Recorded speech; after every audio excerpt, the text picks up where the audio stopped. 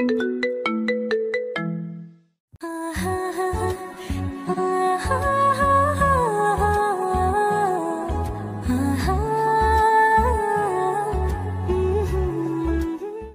একদিন একটা কাজ শেষ করে বাসায় যাচ্ছিলাম। হঠাৎ রাস্তার পাশে দেখি একটা মেয়ে বসে বসে কান্না করছে। তখন আমি গাড়ি থামিয়ে ওর কাছে গেলাম। তখন আমি ওকে বললাম, কি হয়েছে মামুনি, তুমি এত রাতে এখানে বসে বসে কান্না করছো কেন? তোমার আব্বু আম্মু কোথায়?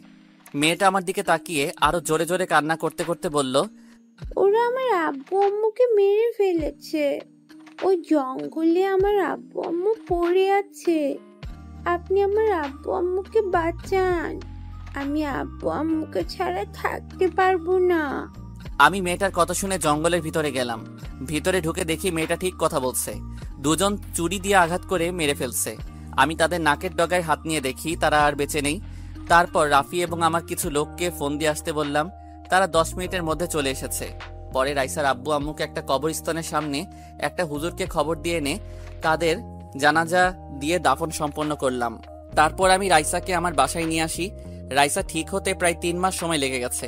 আমি সব সময় রাইসার পাশে ছিলাম। তাকে বলছি এখন আমি তার সব। আজকে থেকে আমি তার বাবা মা। এরপর একটা কেজি স্কুলে ভর্তি করিয়ে দিলাম। আমার লোক তাকে প্রতিদিন নিয়ে যায় এবং নিয়ে আসে। এই ছিল রাইসার কাহিনী। এবার বর্তমানে ফিরা যাক। আমি আপনাদের এখনো পরিচয় দেই নাই, অনেক কথা বলে ফেলছি। শুধু আমার নামটা জেনে রাখুন, আমি রাসেল।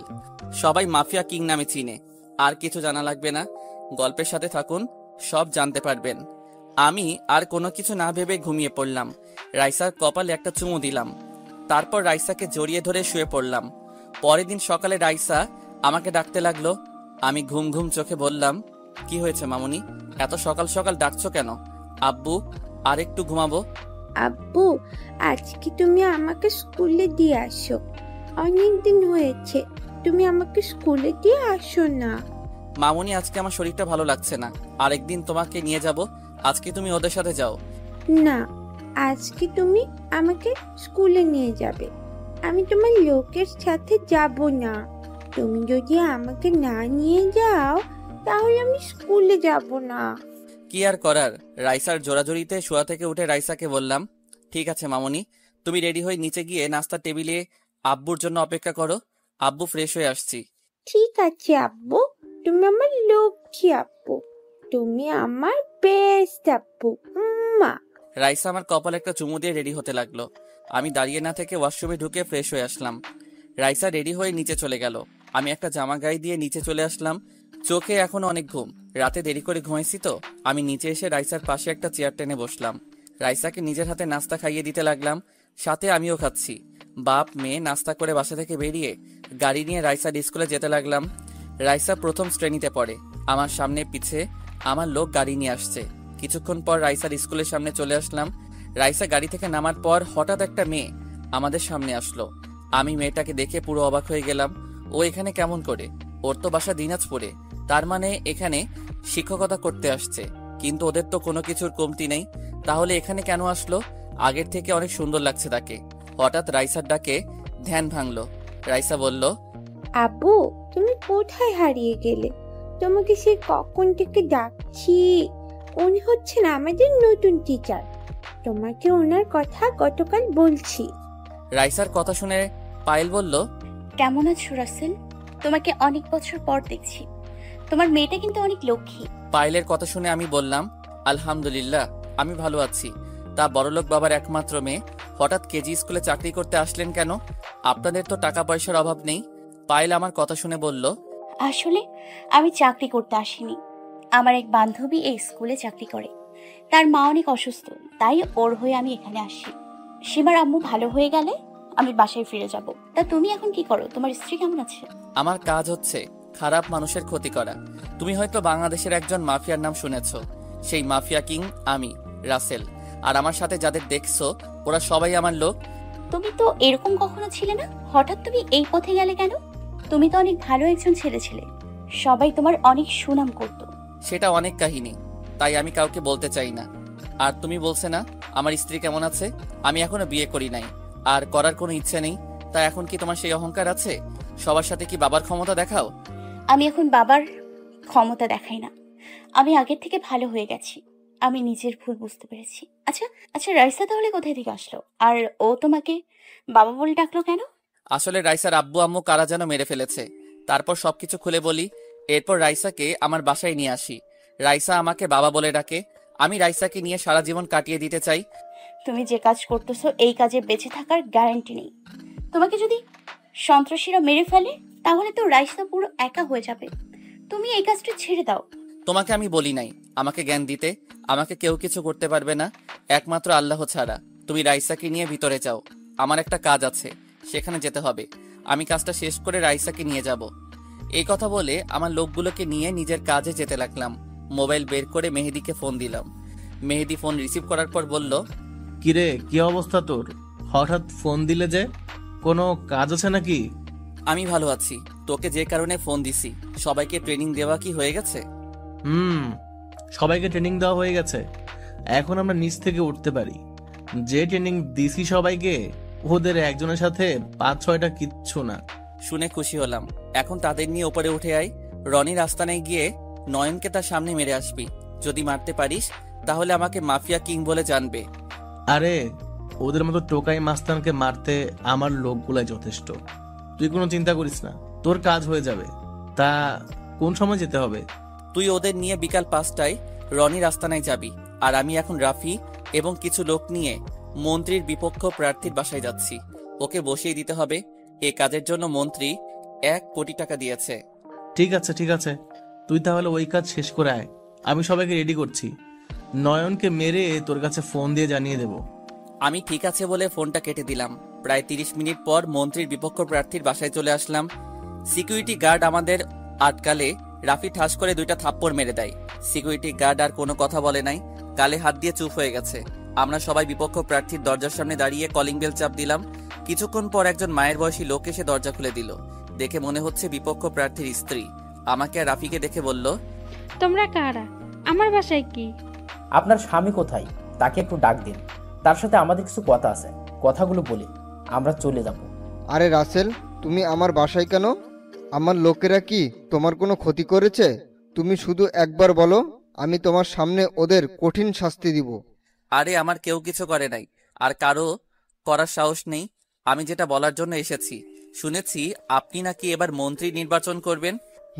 তুমি ঠিকই শুনেছ। আমি ওই শফিকুলকে এবার হারিয়েই ছাড়বো। দেশের মানুষ আমার পক্ষে আছে। এবার আমার মন্ত্রী নির্বাচন কেউ ঠেকাতে পারবে না। তাই নাকি? তাহলে আমি বসে বসে ললিপপ খাবো। আপনাকে বসানোর জন্য 1 কোটি টাকা পেয়েছি। এখন আমি চাই আপনি বসে পড়ুন। তা না হলে এই রাসেল কি করতে পারে আপনি তা ভালোই করে জানেন।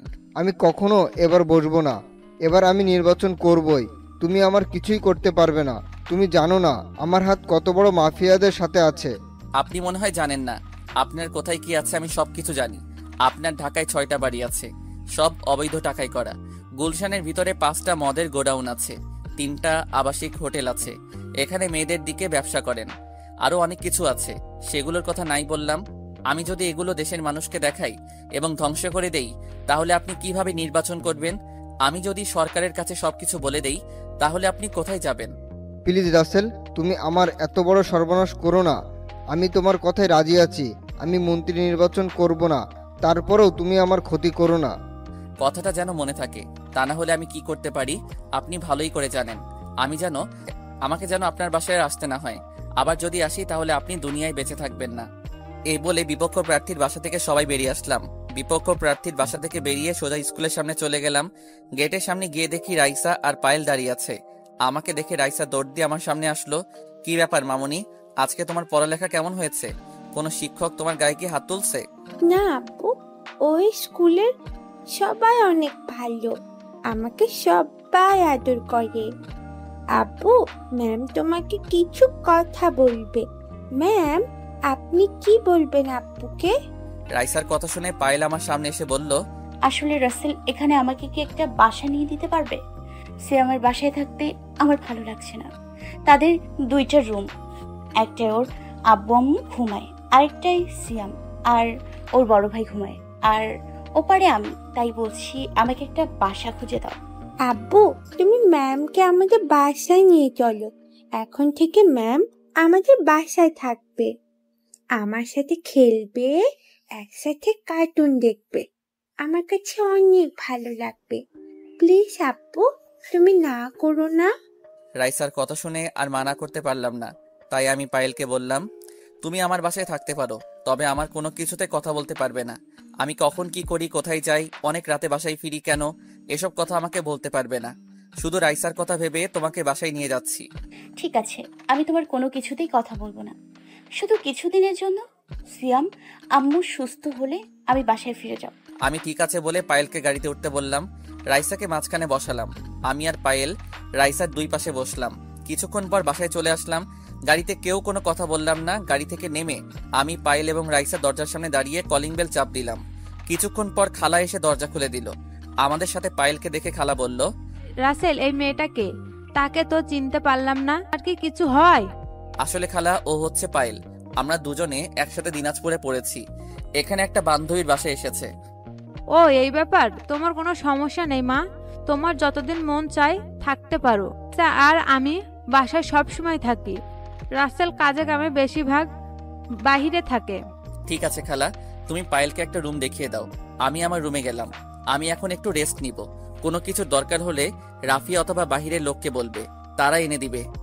ঠিক আছে রাসেল, তুমি রুমে গিয়ে রেস্ট নাও। যদি খাবারটা খেয়ে ঘুম যেতে তাহলে অনেক ভালো হতো।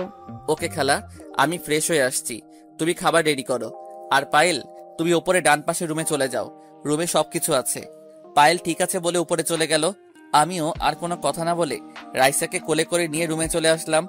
বাপ মেয়ে দুজনে একসাথে গোসল করে রাইসাকে জামা কাপড় পরিয়ে দিয়ে আমি একটা জামা গায়ে দিয়ে দুজনে নিচে চলে আসলাম। আমি খালা এবং রাইসা চেয়ার টেনে বসলাম। তারপর পায়েলের জন্য অপেক্ষা করতে লাগলাম। কিছুক্ষণ পর সিঁড়ির উপর চোখ পড়তে আমি চমকে উঠলাম। দেখি পায়েল একটা নীল রঙের জামা গায়ে দিয়ে নিচে নামতে আসছে। দেখতে অনেক কিউট লাগছে। আরে, এ আমি কি বলছি? আমার জীবনে এসব ভালোবাসা হবে না। পায়েল নিচে এসে রাইসার পাশে একটা চেয়ার টেনে বসলো। তারপর খালা খাবার বেড়ে দিতে লাগলো। হঠাৎ দেখি রাফি এক জায়গায় দাঁড়িয়ে আছে। তখন আমি বললাম, কিরে, তুই ওখানে দাঁড়িয়ে আছিস কেন? তোকে কি বলে বসাতে হবে, নাকি তোর লজ্জা করছে আমাদের সাথে বসতে? আসলে তেমন কিছু না, তোরা খেয়ে নে, আমি পরে খাবো। আর একটা কথা বলবি, তোর মাথা ফাটিয়ে ফেলবো। তাড়াতাড়ি চেয়ার টেনে বস। রাফি আর কোনো কথা না বলে একটা চেয়ার টেনে বসলো। খালাও আমাদের সাথে বসে পড়লো। সবাই মিলে খাবার খাচ্ছি। আমি রাইসাকে খাইয়ে দিতে লাগলাম, নিজেও খেতে লাগলাম। হঠাৎ রাইসা বলে উঠলো, ম্যাম, আপনি একা একা খাচ্ছেন, আমাকে খাইয়ে দিবেন না? আমার খুব ইচ্ছে করছে আপনার হাতে খাবার খেতে। সরি রাইসা, আমি মনে করেছি তুমি তোমার আব্বুর হাতে ছাড়া অন্য কারোর হাতে খাবার খাও না, তাই তোমাকে বলিনি। তুমি হাঁ করো, আমি তোমাকে খাইয়ে দিচ্ছি। পায়েলের কথা মতো রাইসা হা করলো। তারপর পায়েল রাইসাকে খাবার খাইয়ে দিতে লাগলো। আমি মনে মনে বলছি, রাইসা এই 2 দিনে পায়েলকে কত আপন করে নিছে। আমার কাছে অনেক ভালো লাগছে। সারাদিন কাজের মধ্যে থাকি, রাইসাকে ঠিকভাবে সময় দিতে পারি না। রাইসা কি সুন্দর করে পায়েলের হাতে খাবার খাচ্ছে। আমার খাওয়া শেষ হলে আমি রুমে চলে আসি। তারপর বিছানায় শুয়ে একটা ঘুম দিলাম। হঠাৎ মোবাইলের শব্দে ঘুম ভেঙে গেল। ঘড়ির দিকে তাকিয়ে দেখি সন্ধ্যা হয়ে গেছে। তারপর মোবাইল হাতে নিয়ে দেখি মেহেদি ফোন দিছে। আমি ফোন রিসিভ করার পর মেহেদি বলল, রাসেল, কাজ শেষ। নয়নের শরীর থেকে মাথা আলাদা করে ফেললাম। রনিকে পায়ের মধ্যে 2টা গুলি করেছি। রনি আর তার ভাইয়ের মরা দেহের সামনে বসে কান্না করছে। আসার সময় রনিকে ওয়ার্নিং দিয়ে আসছি, আর কখনো যেন তোর কাজে বাধা না দেয়।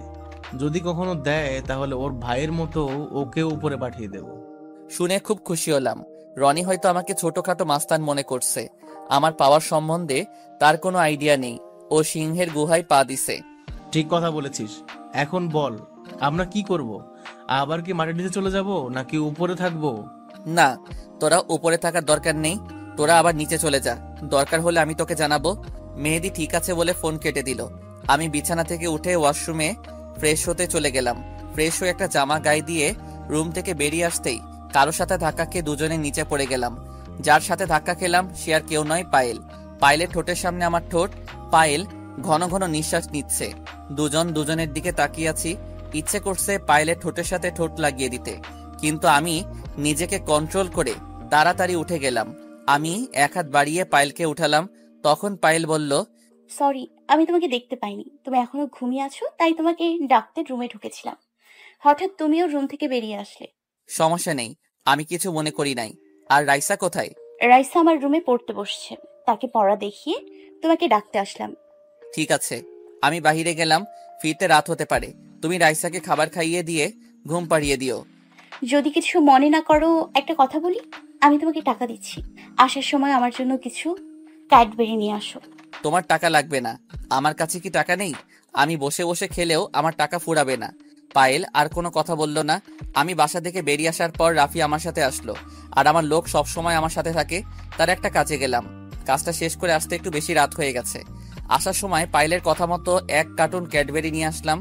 বাসায় আসার পর দরজার সামনে দাঁড়িয়ে কলিং বেল চাপ দেওয়ার পর পায়েল এসে দরজা খুলে দিল। আমি পায়েলকে দেখে বললাম, কি ব্যাপার, তুমি এখনো জেগে আছো কেন? রাইসা কি ঘুমিয়ে গেছে? তাকে খাবার খেয়ে ঘুম পাড়িয়ে দিলাম। আমি তোমার জন্য অপেক্ষা করতে লাগলাম। খালা এতক্ষণ ছিল, আমি ওনাকে রুমে পাঠিয়ে দিয়েছি। তো তুমি এত রাতে জেগে আছো কেন? তোমাকে বাসা থেকে বেরিয়ে যাওয়ার সময় বলছি না আমার আসতে রাত হবে? ওটা কোনো ব্যাপার না। আর আমার ঘুম আসছিল না। আমার ক্যাডবেরি কোথায়? এই যে তোমার ক্যাডবেরি, 1 কার্টুন নিয়ে এসেছি, রাইসা আর তুমি খাবে। এই বলে কার্টুনটা পায়েলের হাতে দিয়ে নিজের রুমে চলে আসলাম। ওয়াশরুমে ঢুকে ফ্রেশ হয়ে বিছানায় শুয়ে মোবাইল টিপতে টিপতে ঘুমিয়ে পড়লাম। এবার চলুন পায়েলের ব্যাপারটা খুলে বলি সংক্ষিপ্তভাবে। দিনাজপুর হচ্ছে আমার নানার বাড়ি। নানার বাড়িটা দিনাজপুর টাউনে ছিল। আমি ওখান থেকে পড়াশোনা করছি এসএসসি পর্যন্ত। পায়েলও আমার সাথে পড়তো। পায়েল ছিল বড়লোক বাবার একমাত্র মেয়ে। তার অনেক অহংকার ছিল, কিন্তু আমার কোনো অহংকার ছিল না। পায়েল আমার গায়ে 2-3 বার হাত তুলেছে, তবে আমি সাথে সাথে তাকে পাল্টা আঘাত করেছি। পায়েল স্কুলের সকল ছাত্রছাত্রীদের সাথে খারাপ ব্যবহার করত, বাবার ক্ষমতা দেখিয়ে চলতো। এভাবে হাই স্কুল জীবন শেষ করি। তারপর আব্বু আম্মু আমাকে ঢাকায় নিয়ে আসে। ঢাকায় আসার পর এখানে একটা কলেজে ভর্তি হই। খুব সুন্দরভাবে চলছিল আমাদের সংসার। দেখতে দেখতে আমি ইন্টার পাস করি। এরপর হঠাৎ একটা ঝড় এসে সবকিছু এলোমেলো করে দেয়। একদিন আব্বু আম্মুর সাথে কিছু কথা নিয়ে কাটাকাটি হয়। আব্বু আম্মুর গায়ে হাত তোলে। আম্মু রাতে 2 দিন পর কাউকে কিছু না বলে কানাডা চলে যায়। এর কিছুদিন পর আব্বু আর একটা বিয়ে করে, নতুন বউকে নিয়ে আমেরিকা চলে যায়। তারা আমার কথা একটাবার চিন্তা করলো না, তারা নিজের স্বার্থটাই বুঝলো। এরপর থেকে থেকে আব্বু আম্মুর উপর রাগ এবং ঘৃণা জন্ম নেয়। এরপর আমি খারাপ ছেলেদের সাথে মিলামেশা শুরু করে দেই। আস্তে আস্তে আমি হয়ে যাই একজন মাফিয়া কিং। তবে আমি ভালো মানুষের কোনো ক্ষতি করি না, খারাপ মানুষের ক্ষতি করি। বাংলাদেশের বড় বড় নেতার সাথে আমার পরিচয় হয়। কার কোথায় কি আছে, কে কি করে, সব কিছু আমার জানা আছে। যদি আব্বু আম্মু আমার সাথে থাকতো তাহলে কখনো আমি এই পথ বেছে নিতাম না। তাদের কারণে আজকে আমি খারাপ হয়েছি। এখন হয়তো আপনারা বলবেন, আমি টাকার বিনিময়ে কাজ করি কেন? এই টাকা দিয়ে আমি কি করি? এই টাকা দিয়ে আমি ভালো কাজ করি। তবে কি কাজ করি সেটা আরেকটু সামনে গেলে জানতে পারবেন। দেখতে দেখতে 15-20 দিন চলে গেল। আমি কেমন যেন পায়েলের প্রতি দুর্বল হয়ে পড়ছি। রাইসা এখন পায়েলকে ছাড়া কিছু বোঝে না। পায়েল রাইসাকে নিজের মেয়ের মতো আদর যত্ন করে। এখন আমি বেশি রাত করে বাসায় ফিরি না, কারণ পায়েল সবসময় আমার জন্য রাত জেগে অপেক্ষা করে। তাকে বললেও শুনে না, তাই রাতে তাড়াতাড়ি বাসায় ফিরে আসি। সকালে সবাই একসাথে বসে নাস্তা করছি। পায়েল নিজ হাতে রাইসাকে নাস্তা খাইয়ে দিচ্ছে। রাইসা আমাকে বলল, আব্বু আজকে তো শুক্রবার, চলো না আজকে আমাকে আর ম্যামকে বাহিরে ঘুরতে নিয়ে যাবে। ঠিক আছে মামুনি, তুমি আর তোমার ম্যাম নাস্তা করে রেডি থেকো। তোমাদের আজকে কয়টা জায়গায় নিয়ে যাব। তুই যদি আজকে ঘুরতে যাস তাহলে এই কাজটা করবি না। আমরা কিন্তু 20 লাখ টাকা নিয়ে নিছি। সেটা কালকে করব। আজকে আমার রাইসা মামুনিকে নিয়ে ঘুরতে যাব। সারাদিন বাসায় থাকে, কোথাও নিয়ে যেতে পারি না কাজের জন্য। তুই আজকে সবাইকে বলে দে আজকে সবার ছুটি। রাফি ঠিক আছে বলে নাস্তা খেতে লাগলো। আমি নাস্তা করে রুমে চলে আসলাম। তারপর একটা কোট গায়ে দিলাম। কোট গায়ে দিয়ে রুম থেকে বেরিয়ে নিচে এসে রাইসা আর পায়েলের জন্য অপেক্ষা করতে লাগলাম। হঠাৎ রাফি আমার সামনে এসে বলল, রাসেল, কিছুক্ষণ আগে আমাদের লোক ফোন দিয়ে বলেছে রনি নাকি তোকে মারার জন্য রকির সাথে হাত মিলিয়েছে। তুই ওদের নিয়ে একা একা বের হওয়া ঠিক হবে না, যদি পথে তোর ওপর আক্রমণ করে। ঠিক বলেছিস, তুই আমাদের সব লোককে বলে দে আজকে যেন ছুটি না কাটাই। সেটা তুই বলার আগেই সবাইকে আমি বলে দিছি। সবাই বাইরে গাড়ি নিয়ে তোদের জন্য অপেক্ষা করছে। খুব ভালো করছিস, তাহলে তুইও রেডি হয়ে নে আর সাথে আমার জিনিসগুলো নিয়ে নিবি। সেটা নিয়ে তোকে ভাবতে হবে না, আমি এখনই সবগুলো গাড়িতে নিচ্ছি। তুই রাইসা আর পায়েলকে নিয়ে বের হ। এই বলে রাফি চলে গেল। হঠাৎ সিঁড়ির উপর চোখ পড়তে আমি পুরো অবাক হয়ে গেলাম। আজকে পায়েলকে অনেক সুন্দর লাগছে। নীল রঙের একটা শাড়ি পরেছে। তাহলে সে বড়লোকের মেয়ে, এখন শাড়িও পরতে পারে। পায়েল দেখে ইচ্ছে করছে তাকে একটাবার জড়িয়ে ধরি, কিন্তু আমি ওকে কোন অধিকারে জড়িয়ে ধরবো? সে তো আমার ভালোবাসার মানুষ না, আমার বউ না, তাহলে কেন আমি তাকে জড়িয়ে ধরবো? হঠাৎ রাইসার ধাক্কায় ধ্যান ভাঙলো।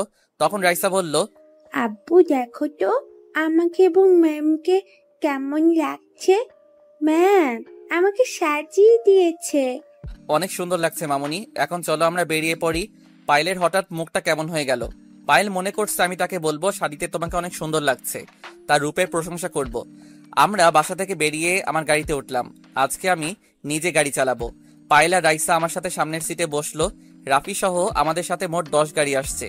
প্রথমে একটা হাসপাতালের সামনে গেলাম, তারপর পায়েল এবং রাইসাকে গাড়ি থেকে নামতে বললাম।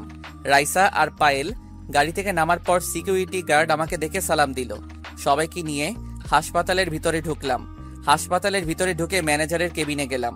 ম্যানেজার আমাকে দেখে দাঁড়িয়ে সালাম দিল আর বলল, স্যার আপনি আসবেন, আমাকে একটাবার বলতেন আমি নিজেই আপনার বাসায় চলে আসতাম। আমি এখানে আসছি হাসপাতালটা দেখার জন্য। কোনো অসুবিধা হচ্ছে না তো? রোগীদের খেয়াল ঠিক মতো রাখেন তো? আমরা সবাই রুগীদের খেয়াল রাখছি, তাদের সবসময় সেবা যত্ন করি, তাদের কোনো কিছুর কমতি রাখছি না। আপনি রুগীদের সাথে কথা বললে বুঝতে পারবেন। আমি আপনার কথা বিশ্বাস করি বলে আপনাকে ম্যানেজারের দায়িত্ব দিচ্ছি। আমার আর দেখা লাগবে না। রাফি ম্যানেজারকে 50 লাখ টাকা দিয়ে দেয়। এই বলে রাইসা আর পায়েলকে নিয়ে হাসপাতাল থেকে বেরিয়ে আসলাম। তারপর গাড়িতে উঠে একটা এতিমখানার সামনে গেলাম। আসার সময় ওদের জন্য কিছু জামা কাপড় এবং খাবার নিয়ে আসলাম। সবাইকে জামা কাপড় দিলাম আর সবার সাথে বসে খাবার খেলাম। তারপর সবার থেকে বিদায় নিয়ে একটা বৃদ্ধাশ্রমে চলে আসলাম। পায়েল কোনো কথা বলছে না, শুধু দেখে যাচ্ছে আর অবাক হয়ে আমার দিকে তাকিয়ে থাকে। বৃদ্ধাশ্রমের সামনে গাড়ি থামিয়ে সবাই ভিতরে ঢুকলাম। আমাকে দেখে সবাই এসে জড়িয়ে ধরলো। আসার সময় মহিলাদের জন্য একটা করে শাড়ি এবং পুরুষদের জন্য লুঙ্গি পাঞ্জাবি নিয়ে আসলাম। তাদের সবাইকে সবটা বুঝিয়ে দিলাম। এই বৃদ্ধাশ্রম যারা দেখাশোনা করে তাদের বললাম, এখানে কি সব ঠিকমতো চলছে? খাওয়া দাওয়ার কোনো সমস্যা হচ্ছে না তো? যদি শুনি আমার আব্বু আম্মুরা কষ্ট পাচ্ছে, তাহলে কাউকে আমি ছাড়বো না। যখন যার যেটা লাগবে দ্রুত এনে দিবে। আরো কিছুক্ষণ কথা বললাম এবং বৃদ্ধাশ্রমের সবাইকে বলছি, কোনো অসুবিধা হচ্ছে না তো? সবাই বলল কোনো অসুবিধা হচ্ছে না। তারপর ওদের থেকে বিদায় নিয়ে মার্কেটে গিয়ে পায়েল এবং রাইসার জন্য কিছু মার্কেট করলাম। তারপর একটা রেস্টুরেন্টে ঢুকে খাবার খেলাম। তারপর বাসায় চলে আসলাম। বাসায় আসতে আসতে রাত 10টা বেজে গেছে। এতক্ষণ সময় পায়েল একটা কথাও বলে নাই, শুধু আমার কাজ কাম দেখছে। বাসায় আসার পর রাইসাকে বললাম, মামুনি আজকে ঘোরাঘুরি করে তোমার কাছে কেমন লাগছে? অনেক ভালো লেগেছে আব্বু। তুমি সবার গরিব দুঃখী মানুষের খেয়াল রাখো, এটা দেখে আমার অনেক ভালো লেগেছে। ঠিক আছে মামুনি, তুমি একটু রুমে যাও, আমি তোমার ম্যামের সাথে একটু কথা বলবো। রাইসা ঠিক আছে বলে রুমে চলে গেল। এবার আমি পায়েলকে বললাম, আচ্ছা পায়েল, তোমাকে সেই সকালবেলা আমাদের সাথে বের হয়ে যাওয়ার পর তুমি একটা কথাও বলো নাই কেন? কি হয়েছে তোমার? আমার কিছু হয়নি রাসেল, আমি তোমার কাজ কাম দেখে আজকে মুগ্ধ হয়ে গেলাম। তোমার এসব কাজ আমার অনেক ভালো লেগেছে। আমি কথা বলার ভাষা হারিয়ে ফেলেছি, কি বলবো তোমায়। তুমি মনে করছো কি আমি এতটাই খারাপ? আসলে তুমি যতটা খারাপ ভাবছো, এই রাসেল এতটা খারাপ না। আমি এসব কাজ করে যে টাকা নেই, সব টাকা এই গরিব দুঃখী মানুষের পিছনে খরচ করি। এখন হয়তো তুমি বলবে এসব হারাম টাকা। আমি বলবো একটা টাকাও হারাম না, কারণ এসব টাকা গরিবদের হকের টাকা। বড় বড় নেতা গরিবদের পেটে লাথি দিয়ে এসব টাকা নিছে, আর সেই টাকা আমি কাজের বিনিময়ে নিয়ে আসি। আর সেই টাকা দিয়ে তাদের জন্য হাসপাতাল, এতিমখানা, স্কুল, বৃদ্ধাশ্রম এগুলো করে দিছি। হঠাৎ দেখি পায়েলের চোখে পানি। তখন আমি বললাম, এই পায়েল, তুমি কান্না করছো কেন? আমি কি খারাপ কিছু বলেছি? আমার কথায় কি কষ্ট পেয়েছো? এই কথা বলার সাথে সাথে পায়েল আমাকে জড়িয়ে ধরলো। কিছুক্ষণ জড়িয়ে ধরে তার রুমে চলে গেল। আমি তো কিছুই বুঝতে পারলাম না। এত কিছু বুঝে লাভ নেই। আমি আমার রুমে চলে আসলাম। রুমে এসে ফ্রেশ হয়ে বিছানায় শুয়ে পড়লাম। পরের দিন সকালে রাফি এবং কিছু লোক নিয়ে রকির আস্তানায় গেলাম। রকি হয়তো আমাকে এভাবে তার এখানে দেখবে আশা করে নাই।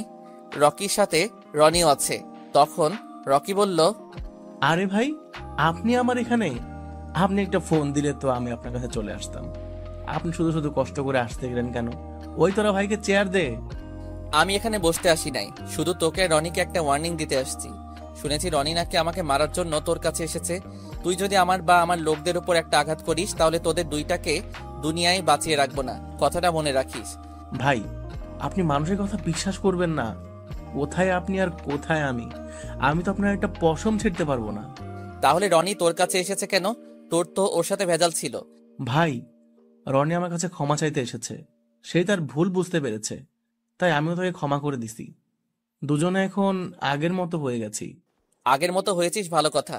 যদি কখনো আমায় ক্ষতি করার চেষ্টা করিস, তাহলে রনির ছোট ভাইকে যেভাবে মেরেছি তোদেরকেও সেইভাবে মারবো, কথাটা মনে রাখিস। এই কথা বলে রনির আস্তানা থেকে বেরিয়ে গাড়ি নিয়ে বাসায় চলে আসলাম। কলিং বেল চাপ দেওয়ার পর পায়েল এসে দরজা খুলে দিল। আমাকে দেখে বলল, তুমি এত সকাল সকাল কোথায় গেছো? আর নাস্তাটাও করে যাওনি? তুমি তো এত সকাল ঘুম থেকে ওঠো না। আসলে সকালে একটা কাজ ছিল, সেটা শেষ করে আসছি। খালাকে বলো টেবিলে নাস্তা দিতে, আমি ফ্রেশ হয়ে আসছি। খালা রান্না করে, তুমি গিয়ে ফ্রেশ হয়ে আসো, আমি টেবিলে নাস্তা দিচ্ছি। আমি ঠিক আছে বলে রুমে চলে আসলাম। তারপর ফ্রেশ হয়ে নিচে চলে আসলাম। পায়েল আমার সামনে নাস্তা দিল। হঠাৎ পায়েল যেটা বলল সেটা শুনে আমার মনটা পুরো খারাপ হয়ে গেল। পায়েল এটা কি বলছে? রাসেল, আমি কালকে সকালে বাড়িতে চলে যাব। সীমার আম্মু এখন সুস্থ আছে, আব্বু কালকে গাড়ি পাঠিয়ে দেবে। আরো কিছুদিন থেকে যাও। আর সীমা, স্কুলে আসলে সমস্যা কোথায়? তুমি আমার বাসায় আরো কিছুদিন থাকো। আমার মনে হয় রাইসা তোমাকে ছাড়া থাকতে পারবে না, আমার থেকে এখন তোমাকে ভালোবাসে। হঠাৎ রাইসা আমাদের সামনে এসে বলল, ম্যাম, আপনি যাবেন না, আপনাকে ছাড়া আমি থাকতে পারবো না। আপনি চলে গেলে আমার সাথে কে খেলবে, কে আমাকে খাইয়ে দিবে, কে আমাকে আদর করবে, কে আমাকে সুন্দর করে পড়াবে? প্লিজ ম্যাম, আপনি যাবেন না। রাইসা, এটা হয় না। আমি তো আর সারা জীবনের জন্য তোমাদের বাসায় আসিনি, আর বাইরের মানুষ খারাপ বলবে। তাহলে আপনি আমার আম্মু হয়ে যান, তাহলে আর কেউ কিছু বলবে না। আপনাকে ছাড়া আমি এক মিনিটও থাকতে পারবো না। রাইসার কথা শুনে আমি আর পায়েল দুজন দুজনের দিকে তাকালাম। তখন আমি বললাম, রাইসা তুমি এটা কি বলছো? উনি তোমার ম্যাম হয়, ওনার কাছে ক্ষমা চাও। রাইসা, তোমার আব্বু যদি রাজি থাকে তাহলে আমি বিয়ে করতে রাজি আছি। পায়েল, এ তুমি কি বলছো? তোমার আব্বু আম্মু কখনো আমার কাছে তোমাকে বিয়ে দিবে না। তারা যদি আমার নাম শুনে কখনো তোমাকে আমার হাতে তুলে দিবেন। কেন তুলে দেবে না? তুমি তো আর খারাপ কাজ করো না। তুমি গরিব দুঃখী মানুষের জন্য কাজ করে যাচ্ছ। আর একটা সত্যি কথা বলো তো, তুমি কি আমাকে ভালোবাসো না? না। আমি পায়েলের কথা শুনে কি বলবো কিছুই ভেবে পাচ্ছি না। কি করে বলবো পায়েল, আমিও যে তোমাকে ভালোবেসে ফেলেছি, কিন্তু আমি যে কাজ করি এটা শুনে তোমার আব্বু আম্মু কখনো আমার কাছে বিয়ে দিবে না। তখন আমি বললাম, আমি তোমাকে ভালোবাসি, কিন্তু তোমার আব্বু আম্মু কি আমাকে মেনে নিবে? সেটা তুমি আমার উপর ছেড়ে দাও, তাদের রাজি করার দায়িত্ব আমার। যদি তারা রাজি না হয় তখন তুমি কি করবে? সব বাবা মা চায় মেয়েকে ভালো ছেলের সাথে বিয়ে দিতে, কিন্তু আমার মতো মাফিয়া এবং খুনির কাছে কি তোমার আব্বু আম্মু বিয়ে দিবে? আমার আব্বু আম্মু আজ পর্যন্ত আমি যা চেয়েছি তাই এনে দিয়েছে। সত্যি কথা বলতে, আমিও তোমাকে অনেক ভালোবেসে ফেলেছি। তাহলে আমি এখন তোমাকে ম্যাম বলে ডাকবো না, আম্মু বলে ডাকবো। আজকে আমার আব্বু আম্মু সবাই আছে, কেউ বলতে পারবে না তোর আব্বু আম্মু মারা গেছে। কে বলেছে তোমার আব্বু আম্মু মারা গেছে? আজকে থেকে আমিও তোমার আম্মু। রাইসা আর কোনো কথা না বলে পায়েলকে জড়িয়ে ধরে কান্না করে দিল। হঠাৎ রাফি এসে বলল, রাসেল, তোর সাথে পার্সোনাল কিছু কথা আছে, তুই যদি একটু শুনতি। পায়েল, তুমি রাইসাকে নিয়ে একটু রুমে যাও, আমি রাফির সাথে কথা বলে আসছি। পায়েল ঠিক আছে বলে রাইসাকে নিয়ে রুমে চলে গেল। তারপর আমি রাফিকে বললাম, এবার বলো কি এমন পার্সোনাল কথা? আজকে সকালে ওই লোকটা ফোন করে বলেছে ওই খুনিদের নাকি উনি দেখেছে এবং খুনিদের পিছনে পিছনে গিয়ে তাদের আস্তানা চিনে এসেছে। তাহলে আজকে ওই খুনিদের শেষ দিন, একটা মেয়েকে তারা এতিম করেছে, ওদের বাঁচিয়ে রেখে লাভ নেই। তুই বাহিরে গিয়ে সবকিছু রেডি কর, আমি পায়েল এবং রাইসাকে বলে আসছি। রাফি ঠিক আছে বলে বাহিরে চলে গেল। আপনারা হয়তো ভাবছেন কিসের খুনি, একটু অপেক্ষা করুন, তাহলে সব জানতে পারবেন। আমি পায়েলের রুমে গিয়ে দেখি পায়েল রাইসাকে পড়াচ্ছে। তখন আমি বললাম, পায়েল, আমি একটু বাহিরে যাচ্ছি, আজকে তুমি রাইসাকে স্কুলে নিয়ে যাও, তোমাদের সাথে আমার লোক গাড়ি নিয়ে যাবে। ঠিক আছে, বাইরে যাবে সেটা জিজ্ঞেস করবো না, শুধু বলবো সাবধানে কাজ করো, তোমার যেন কোনো ক্ষতি না হয়। আমাকে নিয়ে তোমার চিন্তা করতে হবে না, এই রাসেলের কেউ কোনো ক্ষতি করতে পারবে না, তুমি রাইসাকে নিয়ে স্কুলে যাও বলে বাসার বাহিরে চলে আসলাম। বাহিরে এসে দেখি রাফি সবকিছু রেডি করে রাখছে। তারপর 5টা গাড়ি লোক নিয়ে ওই খুনিদের আস্তানায় যেতে লাগলাম। আসার সময় বাকি লোকদের বলে আসছি পায়েল আর রাইসাকে স্কুলে নিয়ে যেতে, স্কুল ছুটি হলে তাদের নিয়ে বাসা যেতে। আমরা ওই খুনিদের আস্তানায় চলে আসলাম। গাড়ি নিয়ে সোজা আস্তানার ভিতরে ঢুকে গেলাম। গাড়ি থেকে নেমে দেখি রনি এবং রকি দুজনে বসে গল্প করছে। আসার সময় ওই লোকটাকে সাথে করে নিয়ে আসলাম। ওই লোকটা বলল, ভাই, এরা ওই দিন রাতে ওই মেয়েটার আব্বু আম্মু মেরেছে, আমি নিজের চোখে দেখেছি। রনি আর রকি আমাকে দেখে রকি বলল, তুই কি সমস্যা সমাধান করবি? তোরা 5 মাস আগে রাতে 2জন লোককে মেরে ফেলছিস, এখন বল তাদের কেন মারছিস? প্রথম কথা হচ্ছে তোদের বসকে, আর কি কাজে ওদের মারছিস? আমরা একটা 5 তলা বাসায় ভাড়া থাকতাম, ইয়াবা ব্যবসা করতাম। একদিন তারা স্বামী স্ত্রী দেখে ফেলে, পরে পুলিশের কাছে গিয়ে বলে দেয়। তারা ওই বাসার নিচতলায় ভাড়া থাকতো। পুলিশ এসে আমাদের সব ইয়াবা এবং আমাদের লোকগুলোকে নিয়ে যায়। আমাদের বস বলেছে ওদেরকে মেরে ফেলতে, তাই ওই দিন রাতে তাদের রাস্তায় আটকে কুপিয়ে মারি। ও আচ্ছা, এবার বল তোদের বসকে, সে কোথায় থাকে? আমাকে তো বললি না তোদের বসের কথা। আমাদের বসকে সেটা আমরা কখনো বলবো না। উনি রাতের আধারে কাজ করে। ওই দিন আমাদের সাথে বসও ছিল। তোরা যদি তোদের বসের কথা না বলিস, আজকে তোদের কেউ বাঁচাতে পারবি না। তাই বলছি তোদের বসকে এবং থাকে কোথায়। এতক্ষণ তোর সাথে ভালোভাবে কথা বলছি, এখন আর বলবো না। তোর যদি সাহস থাকে আমাদের মেরে দেখা। তুই সাথে কয়জন লোক নিয়ে এসেছিস? আর তোর চারপাশে তাকিয়ে দেখ, আমাদের লোক। তোর লোকের চেয়ে 3 গুণ বেশি আমাদের লোক। আজকে তুই এবং তোর লোক কেউ বাঁচতে পারবি না। আচ্ছা তাই নাকি? তোরা হয়তো আমার সম্বন্ধে ভালো করে জানিস না। এই রাসেলের সব লোক ট্রেনিং প্রাপ্ত। ওই তোরা দাঁড়িয়ে আছিস কেন? ওদের মেরে ফেল। আমি কথাটা বলার সাথে সাথে আমার লোক গুলি করা শুরু করে দিচ্ছে। আর রকির লোক চারপাশে লুকিয়ে গুলি করা শুরু করে দিচ্ছে। আমরা আসার সময় সবকিছু রেডি করে আসছি, মানে আমাদের শরীরে যেন গুলি না লাগে সে ব্যবস্থা করে আসছি। রনি আর রকির সব লোক গুলি খেয়ে মাটিতে গড়াগড়ি খাচ্ছে। আমি রনি আর রকির পায়ে গুলি করলাম, ওরা সাথে সাথে মাটিতে বসে পড়লো। তাদের সব লোক মারা গেছে। আমি এবার রনি আর রকির সামনে একটা চেয়ার নিয়ে বসলাম। তারপর বললাম, বেঁচে থাকতে চাইলে তোদের বসের নাম বল, সে থাকে কোথায়। যদি না বলিস তাহলে আজকে তোদের শেষ দিন। আমার কথা শুনে দুজনেই ভয় পেয়ে গেল। তখন রকি বলল, আমাদের বস আর কেউ নয়, আমজাদ খান। সে আগে বাহিরে ছিল, 7 মাস আগে বাংলাদেশে আসে, তারপর অবৈধ ব্যবসা শুরু করে। তবে আমাদের বসকে কেউ এখনো দেখেনি। উনি বাংলাদেশের শেষ বর্ডারে থাকে। আর ওই দিন স্বামী স্ত্রীকে আমরা মারি নাই, মেরেছে আমাদের বস। কারণ পুলিশ তার 1 কোটি টাকার ইয়াবা নিয়ে গেছে।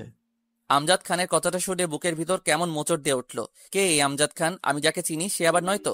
যদি সে হয় তারপরেও তাকে আমি বাঁচিয়ে রাখবো না। তার প্রতি আমার অনেক রাগ আছে। তখন আমি রাফিকে বললাম, রাফি, আমি গাড়িতে গিয়ে বসছি, তুই ওদের কি করবি করে আয়।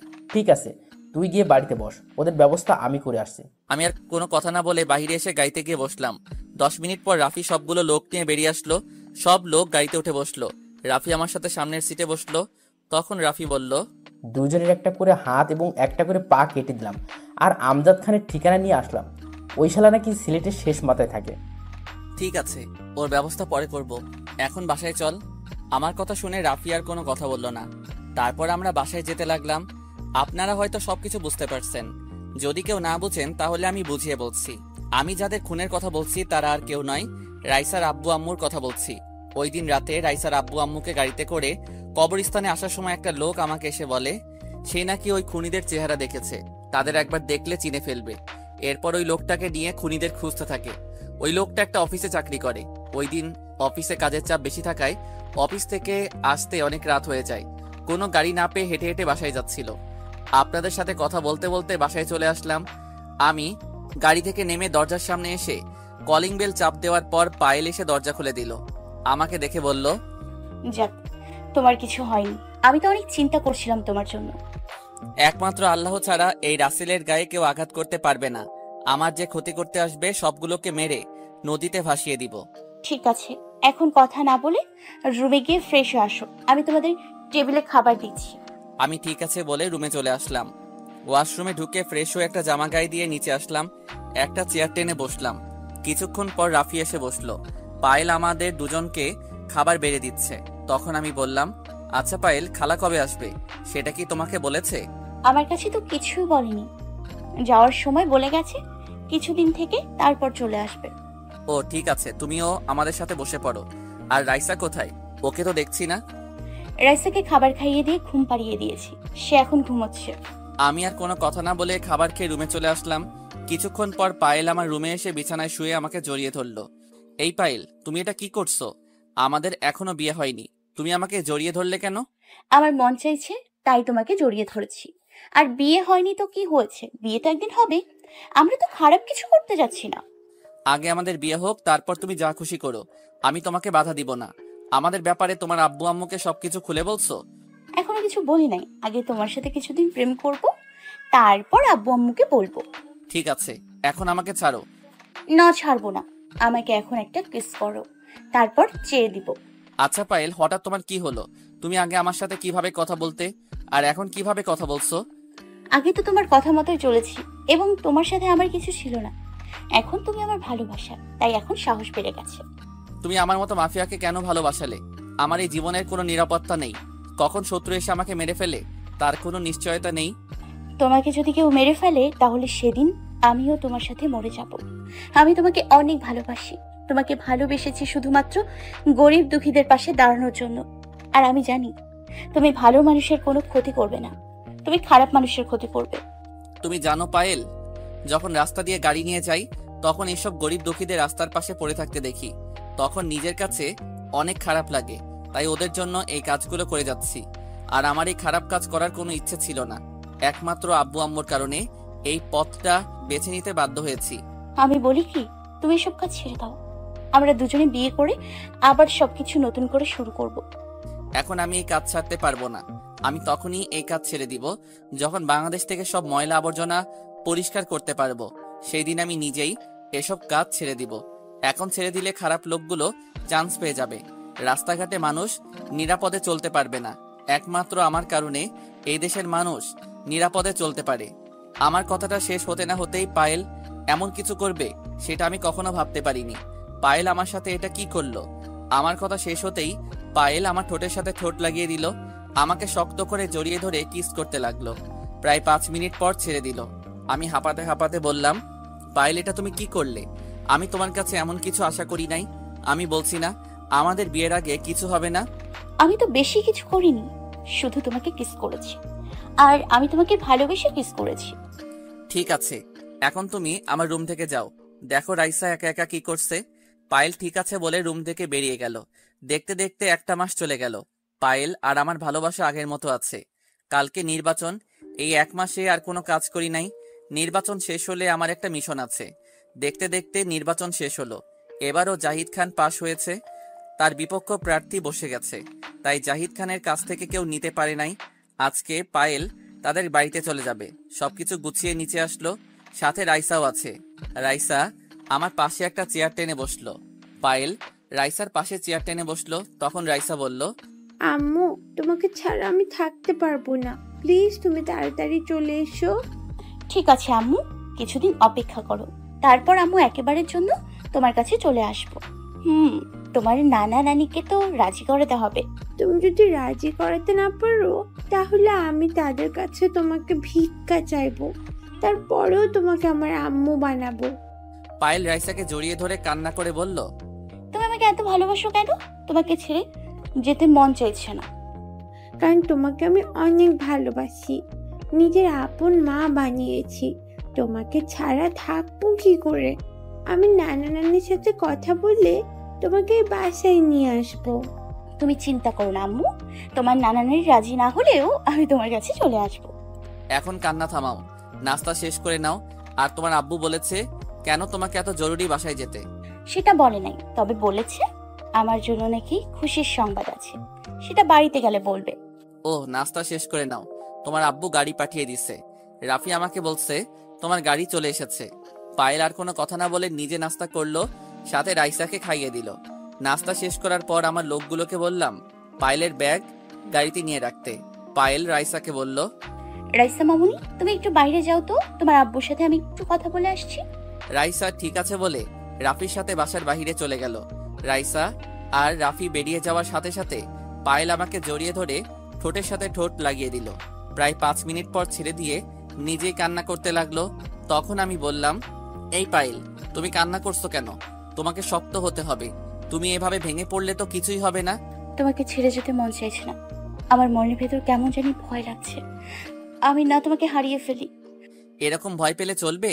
তুমি তোমার আব্বু আম্মুকে বুঝিয়ে বললে হয়তো তারা রাজি হয়ে যাবে। আর না হলে মনে করব তুমি আমার কপালে ছিলে না। যদি আব্বু আম্মু রাজি না হয়, তাহলে তুমি কি আমাকে নিয়ে এসো। আব্বু তোমাকে দেখলে আমাকে এমনিই তোমার হাতে তুলে দেবে।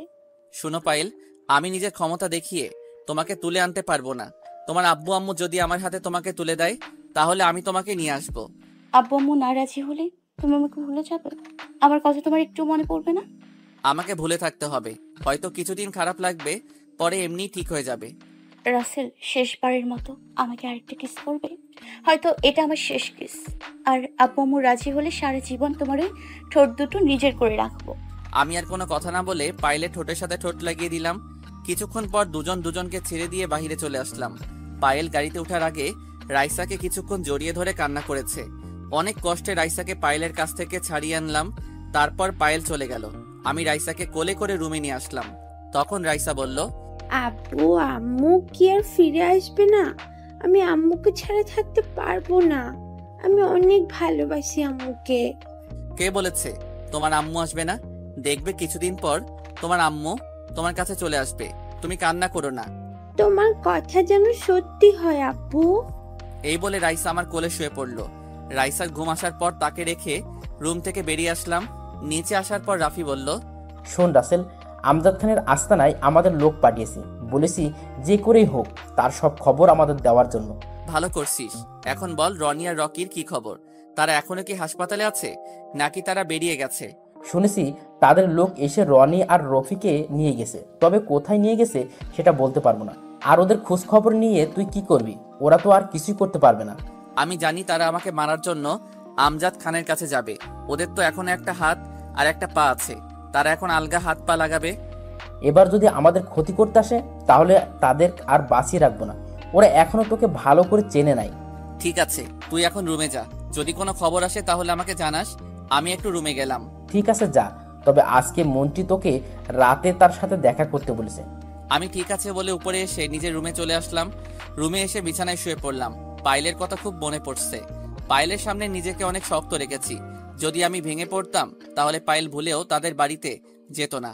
পায়েল এসেছে অনেকদিন হয়েছে, তার আব্বু আম্মু অনেক চিন্তা করছে, তাই ওকে যেতে দিলাম। কিন্তু আজ পর্যন্ত পায়েলের আব্বু আম্মুর সাথে আমি কথা বলি নাই। পায়েলকে ছাড়া পুরো বাসা ফাঁকা ফাঁকা লাগে। আর আমি জানি পায়েলের আব্বু কখনো রাজি হবে না। সেখানে একটা রহস্য আছে। গল্পের সাথে থাকুন, সব জানতে পারবেন।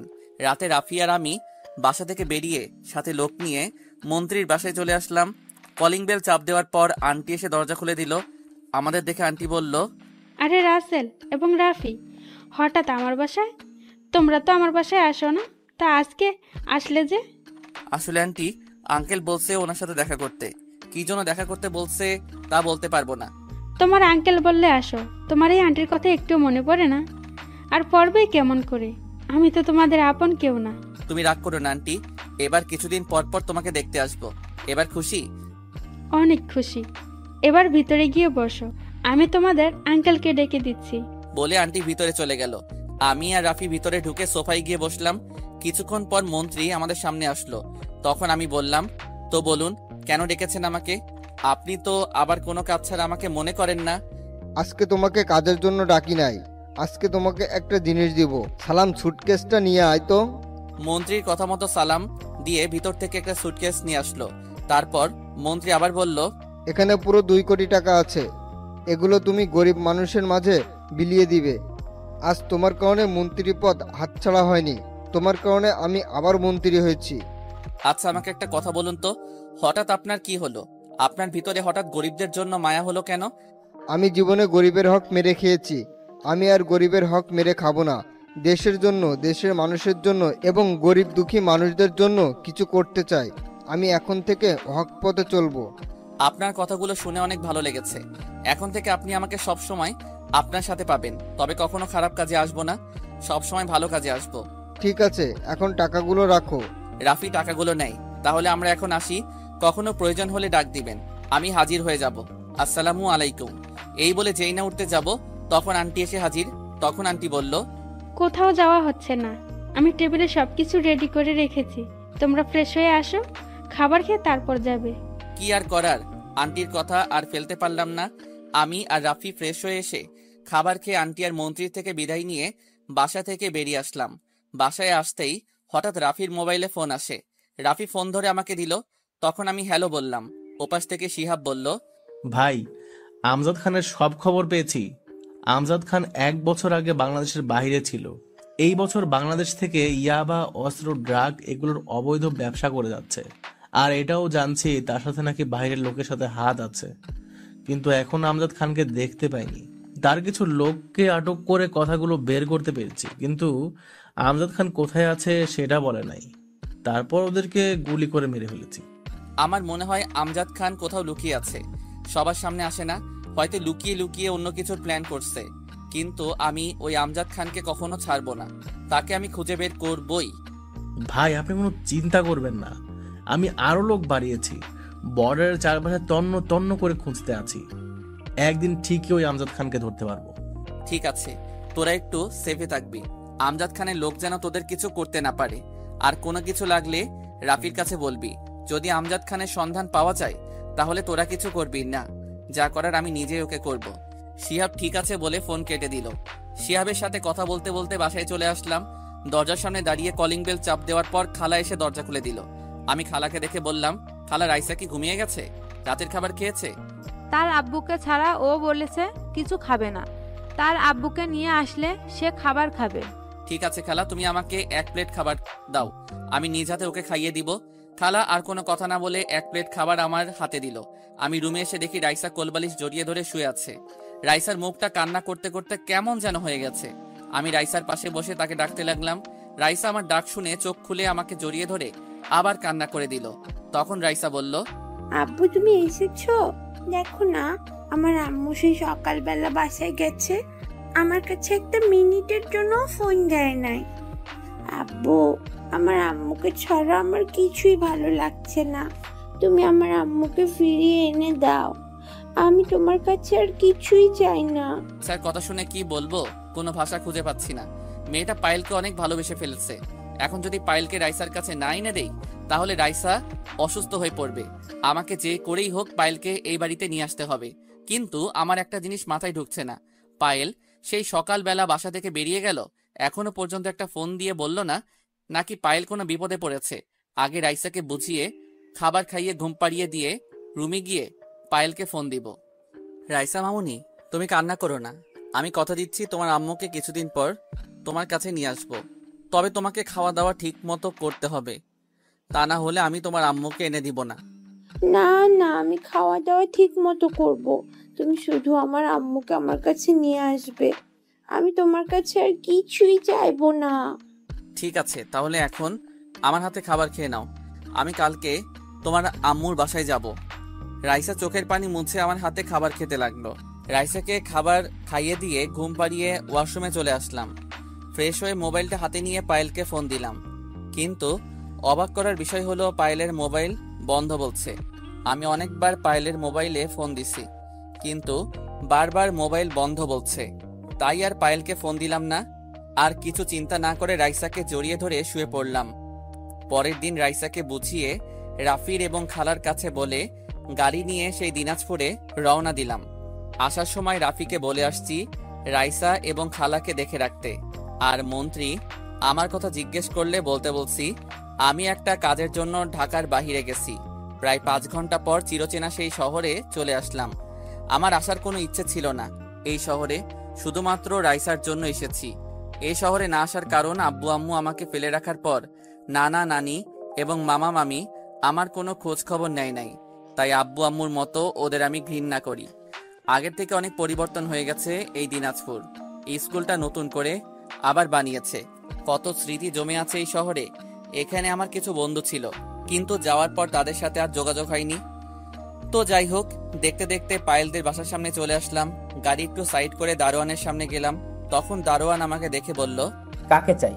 আর তোমাকে তো চিনতে পারলাম না, কোথায় থেকে আসছো তুমি? আসলে চাচা, আমি ঢাকা থেকে আসছি। পায়েল আর আমি বন্ধু, ওর সাথে একটু দেখা করতে আসছি। কাল সকাল থেকে ওর মোবাইল বন্ধ। পায়েল মামুনির জন্য স্যারের বিয়ে ঠিক করছে, ছেলে স্যারের বন্ধুর ছেলে। কিন্তু পায়েল মামুনি এই বিয়েতে রাজি না, তাই স্যারের জোর করে পায়েল মামুনিকে বিয়ে দিতে চাইছে আর ওর মোবাইল নিয়ে গেছে। তারপর দারোয়ান যেটা বলল সেটা শোনার জন্য আমি মোটেও প্রস্তুত ছিলাম না। দারোয়ান চাচা এটা কি বলল? এখন পায়েল কোথায় আছে? ওর সাথে কি কথা বলা যাবে? আমি ওর সাথে 2 মিনিট কথা বলতে চাই। পায়েলকে তো রুমের ভিতরে আটকে রেখেছে, তাকে ঘর থেকে বের হতে দিচ্ছে না। হঠাৎ গতকালের সেই ড্রাইভার ভিতর থেকে বেরিয়ে আসলো, যে পায়েলকে বাসায় নিয়ে আসছে। আমাকে দেখে ড্রাইভার বলল, আরে ভাই আপনি এখানে হঠাৎ আজকে পায়েল ম্যামের বাসায়? দারোয়ান ড্রাইভারের কথা শুনে তাকে বলল, তুমি ওকে ভাই বলছো কেন? তুমি কি ওনাকে চিনো? ওনাকে চিনে না বাংলাদেশের এমন কোনো মানুষ নাই। উনি হচ্ছে সেই মাফিয়া রাসেল, যে গরিব দুঃখী মানুষের জন্য কাজ করে যাচ্ছে, যার নাম শুনলে বড় বড় নেতারা ভয়ে প্রস্রাব করে দেয়। সরি ভাই, আমি আপনাকে চিনতে পারি নাই। আপনি আমাকে ক্ষমা করে দেন। আপনাকে এতক্ষণ দাঁড় করিয়ে কথা বলছি। চাচা, আপনি আমার বাবার বয়সী, আমাকে আপনি তুই করে বলবেন। আর আপনি তো কোনো দোষ করেন নাই, তাহলে ক্ষমা কেন চাইছেন? তুমি অনেক ভালো একটা ছেলে, তোমার মতো ছেলে হয় না। তোমার নাম অনেকবার শুনেছি, কিন্তু কখনো দেখি নাই। আজকে তোমাকে সরাসরি দেখবো তা কখনো ভাবিনি। আচ্ছা, এসব কথা বাদ দেন। এখন বলেন, আমি কি পায়েলের সাথে কথা বলতে পারবো? তার সাথে কিছু কথা বলতে চাই। ভাই, চাচা কিছু করতে পারবে না। আমি ম্যামের সাথে কথা বলার সুযোগ করে দিচ্ছি, আপনি গিয়ে গাড়িতে বসুন। এ কথা বলে ড্রাইভার ভিতরে চলে গেল। আমি আমার গাড়িতে গিয়ে বসলাম।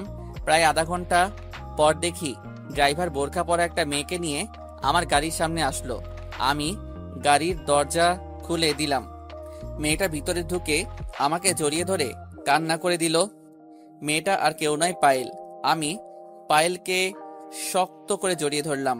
পায়েল আমাকে জড়িয়ে ধরে বলল, রাসেল, আমি অন্য ছেলেকে বিয়ে করতে পারবো না। তুমি আমাকে এখান থেকে নিয়ে চলো, তা না হলে আব্বু আম্মু আমাকে জোর করে তার বন্ধু ছেলের সাথে বিয়ে দেবে। আমি তোমাকে ছাড়া অন্য কাউকে বিয়ে করতে পারবো না। এই পাগলি, তোমাকে আমি অন্য ছেলের সাথে বিয়ে হতে কখনো দিব না। তুমি জানো, তুমি বাসা থেকে আসার পর পুরো বাসা ফাঁকা ফাঁকা লাগে। রাইসা সারাক্ষণ তোমার জন্য কান্না করে। আমি রাইসাকে কথা দিয়েছি, তোমাকে নিয়ে আমি ঢাকায় ফিরে যাব। তাহলে আমাকে এখান থেকে নিয়ে চলো। আব্বু আমাকে জোর করে বিয়ে দেবে। আমি তোমাকে এবং রাইসাকে ছাড়া থাকতে পারবো না। তুমি কোনো চিন্তা করো না, আমি তোমার আব্বু আম্মুর সাথে কথা বলবো, দেখি ওনারা কি বলে। যদি রাজি হয় তাহলে তো ভালোই, আর রাজি না হলে তোমাকে আমি উঠিয়ে নিয়ে যাব। তাহলে এখন আব্বুর সাথে কথা বলো।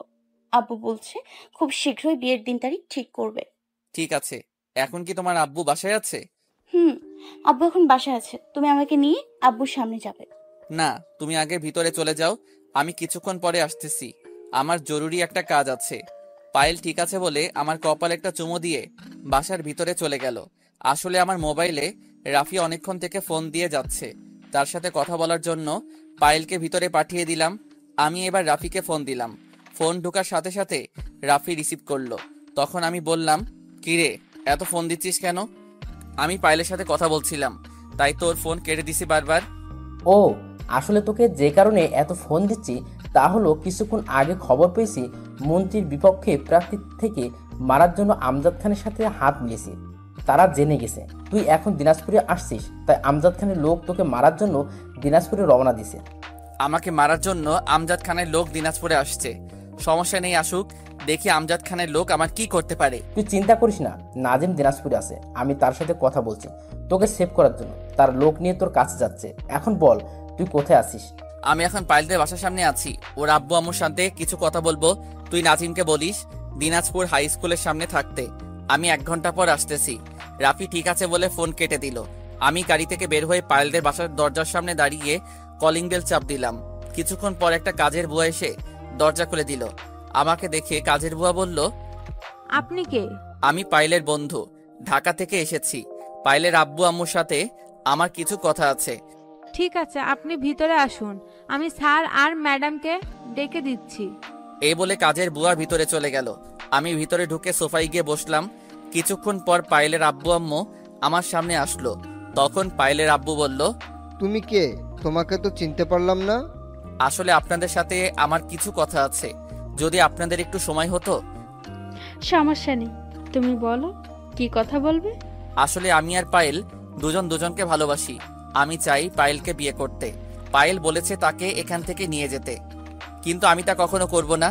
আমি চাই আপনারা নিজ হাতে পায়েলকে আমার হাতে তুলে দিবেন। তুমি কি জানো আমি পায়েলের বিয়ে ঠিক করে ফেলেছি? ছেলের বাবা আমার বন্ধু, তাদের নিজস্ব ব্যবসা আছে। পায়েলকে আপনারা জোর করে বিয়ে দিতে পারবেন, কিন্তু কখনো আমাকে ছাড়া সুখী হবে না। তোমার কি যোগ্যতা আছে যে আমার মেয়েকে বিয়ে করবে? টাকা পয়সা, বাড়ি গাড়ি, ব্যাংক ব্যালেন্স এসব কিছু আছে তোমার? আমার যা কিছু আছে সেটার 5 ভাগের 1 ভাগ আপনার নেই। আর আপনি এখনো আমার আসল পরিচয় পান নাই, আমি কে। তা বলো তুমি কে? আর তোমাকে দেখে তো মনে হয় না তুমি আমার থেকে বড় লোক। আমি বড়লোক ভাব নিয়ে চলি না, আমি সাধারণ মানুষের মতো চলাফেরা করি। আর বাংলাদেশের রাসেল নামে কোনো মাফিয়ার নাম শুনেছেন? শুনেছি, তবে সে খারাপ মানুষের ক্ষতি করে, তাদের মেরে রাস্তায় ফেলে রাখে।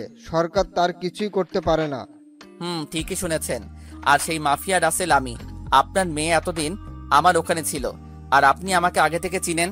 হয়তো অনেক বছর পর দেখছেন, তাই চিনতে পারেন নাই। তোমাকে আমি চিনি মানে? আর তুমি একজন মাফিয়া হয়ে আমার বাসায় এভাবে আসলে কেন? তোমার সাথের লোকজন কোথায়? আমি সাথে করে কাউকে নিয়ে আসি নাই। আমি যে শহরে যাই সেই শহরে আমার লোক আছে। আর আপনি একটু মনে করে দেখেন তো, কয়েক বছর আগে একদিন রাস্তায় একটা ছেলে আপনার ড্রাইভারকে থাপ্পড় মারতে গিয়ে আপনার গায়ে থাপ্পড়টা পড়লো। থাপ্পড়টা কেন মারতে গেছি সেটা হয়তো আপনি ভালো করেই জানেন। আমার মনে পড়েছে। রাতে বৃষ্টি হওয়ার কারণে পরের দিন রাস্তায় পানি জমেছিল। আমার ড্রাইভার জোরে গাড়ি চালিয়ে যাওয়ার সময় তোমার গায়ে পানি পড়ে। তুমি একটা ইটের টুকরো নিয়ে আমার গাড়িতে মারো। তখন আমার ড্রাইভার গাড়ি দাঁড় করিয়ে তোমাকে গিয়ে একটা থাপ্পড় মারে। এর ভিতরে আমি তোমাদের সামনে চলে আসলাম। তখন তুমি ড্রাইভারকে থাপ্পড় মারতে গিয়ে আমার গালে মেরে দাও। ঠিকই ধরেছেন, কিন্তু ওখানে আপনাদের দোষ ছিল, আমার কোনো দোষ ছিল না। আপনার ড্রাইভারের উচিত ছিল গাড়ি আস্তে আস্তে চালিয়ে যাওয়া।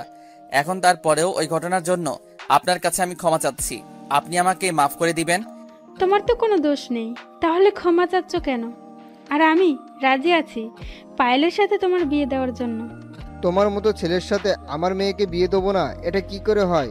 তুমি তোমার আব্বু আম্মুকে বাসায় পাঠিয়ে দিও। একটা কথা বলি, রাগ করবেন না। আমার আব্বু আম্মু কেউ নেই, তারা আমার কাছে মৃত। আজ তাদের জন্য আমি একজন মাফিয়া নামে পরিচিত। কেন?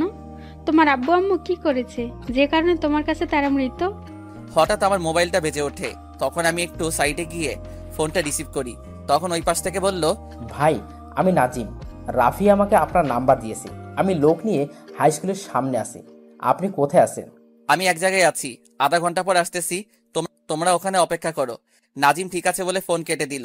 আমি পায়েলের আব্বু আম্মুর সামনে গিয়ে বললাম, আপনাদের পরে সবকিছু খুলে বলবো। আমি চাই পায়েলকে আজকে সন্ধ্যায় কাজী ডেকে বিয়ে করব। তারপর তাকে নিয়ে ঢাকায় চলে যাব। আমার একটা কাজ বাকি আছে, ওটা শেষ করে বড় করে একটা অনুষ্ঠান করব, যদি আপনাদের মত থাকে। তুমি যেভাবে বলবে সেভাবে হবে। আমি সবকিছু রেডি করছি, আর আমার বন্ধুকে মানা করে দিচ্ছি। অনেক ধন্যবাদ আপনাকে। তাহলে আমি এখন আসি, সন্ধ্যায় আপনার বাসায় আসব। আপনি সবকিছু রেডি করে রাখবেন। এখন কিছু খাবো না, সন্ধ্যায় বিয়ে করার পর খাবো। আমার সাথে আরো কিছু লোক আসবে। এই বলে তাদের থেকে বিদায় নিয়ে বাসা থেকে বেরিয়ে আসলাম। আমি এতক্ষণ পায়েলের আব্বু আম্মুর সাথে কথা বলছি, আর পায়েল এক কোণে দাঁড়িয়ে সব শুনেছে। পায়েল তার আব্বু আম্মুর কথা শুনে খুশিতে রুমে চলে গেল। আমি তাদের বাসা থেকে বেরিয়ে গাড়ি নিয়ে সোজা স্কুলের সামনে চলে আসলাম। স্কুলের সামনে এসে দেখি নাজিম 5 গাড়ি লোক নিয়ে অপেক্ষা করছে। আমি তাদের সামনে গাড়ি দাঁড় করালাম। গাড়ি থেকে নামার পর নাজিম আমার সামনে এসে বলল, আসসালামু আলাইকুম ভাই, কেমন আছেন? আজকে আপনাকে সামনাসামনি দেখবো সেটা কখনোই স্বপ্নে ভাবিনি। ও আচ্ছা, এখন বলো, আমজাদ খানের লোক দিনাজপুরে আসছে? আমরা তো কাউকে দেখি নাই। রাফি ভাই আমাদের বলার পর আমি লোক নিয়ে চলে আসি। হঠাৎ আমার মোবাইলটা বেজে উঠলো। তাকিয়ে দেখি পায়েল ফোন দিছে। আমি রিসিভ করার পর পায়েল ওপাশ থেকে যেটা বলল সেটা শোনার জন্য মোটেও প্রস্তুত ছিলাম না। পায়েলের কথা শুনে আমার মাথা পুরো গরম হয়ে গেল। পায়েল আমাকে ফোন করে বলল, রাসেল, তুমি আমাদের বাড়ি থেকে বের হয়ে যাওয়ার পর আব্বুর মোবাইলে একটা কল আসে। আমজাদ খান নামে এক লোক ফোন দিয়েছে। উনি বলেছে তোমাকে যদি তাদের হাতে তুলে না দিই তাহলে আব্বুকে মেরে ফেল। আব্বু আমার এখন টেনশন করতেছে। আমি পায়েলের কথা শুনে মাথায় রক্ত উঠে গেছে। তখন আমি পায়েলকে বললাম, তোমার আব্বু আম্মুকে কোনো টেনশন করতে বলবে না। ওই আমজাদ খান আমার কিছুই করতে পারবে না, তোমার আব্বুর কিছুই করতে পারবে না। আমি এখনই আসছি তোমাদের বাসায়। প্লিজ তুমি এসো না। আমজাদ খানের লোক আমাদের বাসার চারপাশে ঘোরাঘুরি করছে। তোমাকে দেখলে হয়তো মেরে ফেলবে। আমাকে নিয়ে চিন্তা করতে হবে না, ওরা আমাকে এখনো চিনে নাই, আমার কিছুই করতে পারবে না বলে ফোনটা কেটে নাজিম এবং তার লোক নিয়ে পায়েলদের বাসায় যেতে লাগলাম। কিছুক্ষণ পর পায়েলদের বাসার সামনে চলে আসলাম। নাজিমকে আগে গাড়ি থেকে নামতে বললাম। তাকে বলছি চারপাশে তাকিয়ে দেখতে, কাউকে দেখা যায়নি। নাজিম এবং তার লোক গাড়ি থেকে নেমে বাসার চারপাশে তাকিয়ে দেখতে লাগলো, কিন্তু কাউকে দেখতে পাইনি। তারপর আমি গাড়ি থেকে নেমে বাসার ভিতরে ঢুকে দরজার সামনে দাঁড়িয়ে কলিং বেল চাপ দিলাম। কিছুক্ষণ পর পায়েল এসে দরজা খুলে দিল। আমি আর নাজিম ভিতরে ঢুকলাম, আর বাকিদের বাহিরে পাহারা দিতে বললাম। ভিতরে ঢোকার পর পায়েলের আব্বু আম্মু আমার সামনে আসলো। তখন আমি বললাম, পায়েল আমাকে ফোন করে সব বলেছে। এখন বলুন আমজাদ খান আপনাকে আর কি কি বলেছে? এখন আমজাদ খান বলেছে তোমাকে তাদের হাতে তুলে দিতে, পায়েলকে তোমার সাথে বিয়ে দিতে মানা করেছে। আমি যদি এসব তোমাকে বলি তাহলে আমার পরিবারের সবাইকে মেরে ফেলবে। আপনি আমাকে সব বলে দিচ্ছেন, তাহলে যদি আমজাদ খান আপনাকে মেরে ফেলে? আমি ওই আমজাদ খানকে ভয় পাই না। তোমার সাথে কথা বলার পর আমার সাহস বেড়ে গেছে, তাই আমি কাউকে ভয় পাই না। এই সাহস সবসময় মনের ভিতরে রাখবেন, তাহলে কোনো সন্ত্রাসী আপনার কিছুই করতে পারবে না। হঠাৎ বাহিরে গোলাগুলি শব্দ শুরু হলো। আমি পকেট থেকে গানটা বের করে নাজিমকে সাথে নিয়ে বাসা থেকে বের হলাম। বাহিরে এসে দেখি 15-20 জনের মতো লোক আমার লোকদের গুলি করছে। তখন আমিও তাদের গুলি করতে লাগলাম। নাজিমও গুলি করতে লাগলো। গুলি করতে করতে প্রায় ওদের সবগুলো লোক মারা গেছে, কিন্তু হঠাৎ একটা গুলি এসে আমার হাতে লাগে। আমি নিচে বসে গেলাম। নাজিম আমাকে ধরে বাসার ভিতরে নিয়ে গেল। পাইল আমাকে দেখে দৌড় দিয়ে এসে জড়িয়ে ধরে কান্না করে দিল। তখন আমি বললাম, এই পাইল, তুমি কান্না করছো কেন? আমার কিছুই হয়নি, শুধু হাতে একটা গুলি লেগেছে, এমনি ঠিক হয়ে যাবে। তুমি বললে ঠিক হয়ে যাবে? তুমি তো ডাক্তার, এখন তোমার হাত থেকে গুলি বের করতে হবে। তোমাকে এক্ষুনি হসপিটালে নিয়ে যেতে হবে। না মা, রাসেলকে নিয়ে বাসা থেকে বের হওয়া যাবে না। আমজাদ খানের লোক আবারও ওর উপর আক্রমণ করতে পারে। আপনি ঠিকই বলেছেন, ভাইকে রুমে নিয়ে যান, আমি দেখি একজন ডাক্তার নিয়ে আসতে পারি কিনা। আপনাকে কোথাও যেতে হবে না, আমি ওর গুলি বের করব। আপনি শুধু ওকে ধরে আমার রুমে নিয়ে আসুন, আমি ওর গুলি বের করার ব্যবস্থা করছি। নাজিম আর পায়েলের আব্বু আমাকে ধরে পায়েলের রুমে নিয়ে এসে বিছানায় শুয়ে দিল। গুলিটা অনেকটা ভিতরে ঢুকে গেছে। কিছুক্ষণ পর পায়েল রুমে এসে আমার পাশে বসলো। আমি তাকিয়ে দেখি পায়েলের হাতে একটা ছুরি। তখন পায়েল বলল, প্লিজ রাসেল, তোমাকে একটু ব্যথা সহ্য করতে হবে, এছাড়া আমি আর কোনো উপায় খুঁজে পাচ্ছিলাম না। আমি ব্যথার কারণে কথা বলতে পারছি না। মাথা নাড়িয়ে বললাম, গুলি বের করতে। তখন পায়েল নাজিমকে বলল, আপনি একটু রাসেলকে শক্ত করে চেপে ধরেন, আমি জানি ও অনেক ব্যথা পাবে। নাজিম আর কোনো কথা না বলে আমার এক হাত শক্ত করে চেপে ধরলো, আরেক হাত পায়েলের আব্বু চেপে ধরলো। পায়েল ছুরিটায় আগুন দিয়ে অনেক গরম করলো, তারপর ছুরিটার মাথা দিয়ে গুলি বের করতে লাগলো। পায়েল ছুরিটা হাতে লাগানোর সাথে সাথে আমি অনেক জোরে চিৎকার করতে লাগলাম। হঠাৎ আমি ব্যথায় জ্ঞান হারিয়ে ফেললাম। তারপর আর কি হলো আমি বলতে পারবো না। হঠাৎ কারো কান্নার আওয়াজে ঘুম ভেঙে গেল। আমি চোখ খুলে তাকিয়ে দেখি রাইসা আমার এক হাত জড়িয়ে ধরে কান্না করতে আসে। তখন আমি রাইসাকে বললাম, আমার মামুনি কান্না করছো কেন? আমার তো কিছুই হয়নি। আর তুমি এখানে কার সাথে এসেছো? আমাকে রাফি চাচ্চু নিয়ে এসেছে। চাচ্চু বাইরে সবার সাথে কথা বলতে আছে। আজকে সকালে রাফি চাচ্চু আমাকে নিয়ে এসেছে। হঠাৎ রাফি, নাজিম এবং পায়েল রুমে আসলো। এতক্ষণ তো হাতের দিকে লক্ষ্য করি নাই। পায়েল আমার গুলিটা বের করে হাতে ব্যান্ডেজ করে দিচ্ছে। তখন রাফি বলল, তোর হাতে গুলি লেগেছে, তুই আমাকে একটা মিনিট ফোন করে বলবি না? রাত 3টার সময় নাজিম আমাকে ফোন দিয়ে বলে তোর হাতে আমজাদ খানের লোক গুলি করেছে। তারপর ভোরে ভোরে রাইসাকে সাথে নিয়ে রওনা দিয়ে এখানে আসলাম। এসেছিস, ভালো হয়েছে। আর তোকে ফোন করতে পারি নাই, কারণ হাতে গুলি লাগার পর অনেক ব্যথা করছিল, তাই তোকে ফোন দিতে পারি নাই। এখন বল, কাউকে খুঁজে পেয়েছিস? এখনো কাউকে খুঁজে পাইনি, তবে বেশি দিন লাগবে না ওদের খুঁজে বের করতে। আমার মনে হয় মন্ত্রীর বিপক্ষ প্রার্থীকে ধরতে পারলে আমজাদ খানের সংবাদ পাওয়া যাবে। তুই বলছিস না মন্ত্রীর বিপক্ষ প্রার্থী আমজাদ খানের সাথে হাত মিলিয়েছে আমাকে মারার জন্য? আসলে তোকে না জানিয়ে আমি আমাদের এক লোককে ওই জুনাইদ সাহেব এর ওখানে পাঠিয়েছি একটা কাজের জন্য। তখন ওই লোকটা আমাকে ফোন দিয়ে ওইসব কথা বলেছে। তাহলে ঠিক আছে, আগে ওই জুনায়েদ সাহেবকে ধরতে হবে, তাহলে সব খবর পাওয়া যাবে। আমি যে দিনাজপুরে আসছি এটা হয়তো ওই জুনায়েদ সাহেব আমজাদ খানকে বলেছে, তা না হলে বাহিরের কেউ জানে না আমি কোথায় আছি। ওনাকে ধরতে হলে তো আমাদের আবার ঢাকায় ফিরে যেতে হবে, কিন্তু তোকে এই অবস্থায় রেখে আমি কোথায় যাব না। আমজাদ খানের লোক আবার আক্রমণ করতে পারে। তোদের কোথাও যেতে হবে না, আমি মেহেদির সাথে কথা বলছি। মেহেদিকে এবার উপরে নিয়ে আসতে হবে। এবার আমাদের খেলা শুরু হবে। ওই আমজাদ খান এবং তার লোক কাউকে বাঁচিয়ে রাখবো না। এবারে বাংলাদেশ থেকে সব অবৈধ ব্যবসায় আগুন লাগিয়ে দিব। তুই ঠিকই বলছিস, এবার আমাদের দেশের জন্য কিছু করতে হবে। দেশটাকে সন্ত্রাসী, চাঁদাবাজি, টেন্ডারবাজি ওদের হাত থেকে বাঁচাতে হবে, তারপর আমাদের কাজ ছেড়ে দেব। হঠাৎ পায়েল বলল, আপনাদের কথা শেষ হয়েছে? তাহলে এবার রাফি আর নাজিম তোমরা নিচে যাও, আমাদের জন্য নাস্তা রেডি করো। আমি রাইসা এবং রাসেলকে রুমে খাইয়ে দিচ্ছি। নাজিম আর রাফি ঠিক আছে বলে রুম থেকে বেরিয়ে গেল। পায়েল আমাকে ধরে বসালো। তখন পায়েল বলল, তুমি বসো, আমি তোমার জন্য পানি নিয়ে আসছি। আর রাইসা, মামুনি, তুমি আমার সাথে আসো, ফ্রেশ হয়ে বাবার সাথে খাবার খাবে। রাইসা আর পায়েল ওয়াশরুমে ঢুকে ফ্রেশ হয়ে আসলো, আর সাথে পানি নিয়ে এসে আমার মুখটা ধুয়ে দিল। পায়েল রুম থেকে বেরিয়ে আমাদের জন্য নাস্তা নিয়ে আসলো। পায়েল নিজ হাতে আমাকে এবং রাইসাকে খাইয়ে দিচ্ছে। নাস্তা খাওয়া শেষ হবার পর পায়েল আমাকে ওষুধ খাইয়ে দিল। তখন আমি পায়েলকে বললাম, পায়েল, তোমার অনেক কষ্ট হচ্ছে তাই না? এটা তুমি কি বলছো? আমি আমার স্বামীর সেবা করছি, এখানে কষ্ট পাওয়ার কি আছে? এখনো তো আমাদের বিয়ে হয়নি। হয়নি তো কি হয়েছে? তুমি আগে সুস্থ হয়ে ওঠো, তারপর আমাদের বিয়ে হবে। যদি আমি আমজাদ খানকে মারতে গিয়ে মরে যাই তখন তুমি কি করবে? তখন আমিও তোমার কাছে চলে যাব। তুমি যদি আমার কাছে চলে আসো তাহলে আমার মেয়েকে কে দেখে রাখবে? তখন তো তুমি ছাড়া ওর আপন কেউ থাকবে না। আমার কথা শুনে রাইসা বলে উঠল, যদি তোমার কিছু হয় তাহলে আমি আর আম্মু তোমার কাছে চলে যাব। আমি আর কোনো কথা না বলে রাইসা এবং পায়েলকে জড়িয়ে ধরলাম। পায়েল আর রাইসা আমাকে শক্ত করে জড়িয়ে ধরলো। হঠাৎ আমার মোবাইলে একটা কল আসলো। কলটা রিসিভ করার পর ওই পাশ থেকে যে কথা বলল তার কথা শুনে আমার মাথা গরম হয়ে গেল। ওপাশ থেকে যে ফোন করেছে সে আর কেউ নয়, বর্তমান মন্ত্রী। মন্ত্রী বলল, রাসেল মাফিয়া, তোর সাহস কি করে হলো আমার অবৈধ ব্যবসায় আগুন লাগানোর? তুই আমাকে এখনো চিনতে পারিস নাই, তোকে আমি মেরেই ফেলবো। তুই কি মনে করেছিস আমি তোর কথা বিশ্বাস করব? আরে তোকে আমি হাড়ে হাড়ে চিনি, তাই তো তোর পিছনে লোক লাগিয়ে রেখেছি। তুই আমাকে ভুলিয়ে ভালিয়ে ভালো সেজেছিস, সেটা আমি বুঝতে পেরেছি। তুই হয়তো আরেকটা কথা জানিস নাই, ওই আমজাদ খান আমার সাথে হাত মিলিয়েছে। তোর কারণে আমরা কোনো কাজ করতে পারছি না, তাই তো জুনায়েদ ও আমাদের সাথে হাত মিলিয়েছে। এবার তোকে শেষ করে দেশটা আমাদের মতো চালাবো।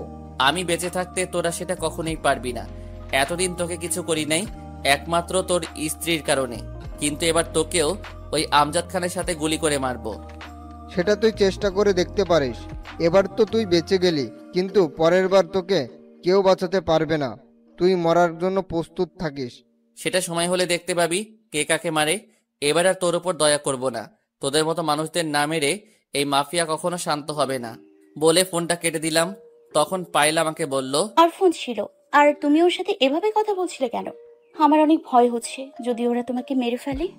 ওদের না মেরে আমি মাফিয়া কখনো মরবো না, আর মরলেও আফসোস থাকবে না, কারণ দেশের মানুষের জন্য নিজের জীবন দিতে প্রস্তুত আছি। তুমি একা তাদের সাথে পেরে উঠবে? মন্ত্রীর হাত তো অনেক বড়, ওনার হাত দেশের বাইরের মানুষদের সাথে আছে। আমার হাতও অনেক বড়, সেটা তুমি সময় হলে দেখতে পাবে।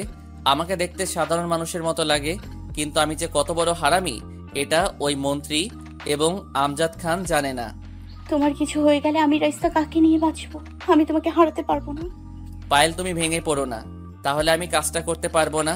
শুধু আমার জন্য আল্লাহর কাছে দোয়া করো, আমি যেন এইসব জালিমদের ধ্বংস করতে পারি। তাহলে দেশের মানুষ সুন্দরভাবে জীবন যাপন করতে পারবে।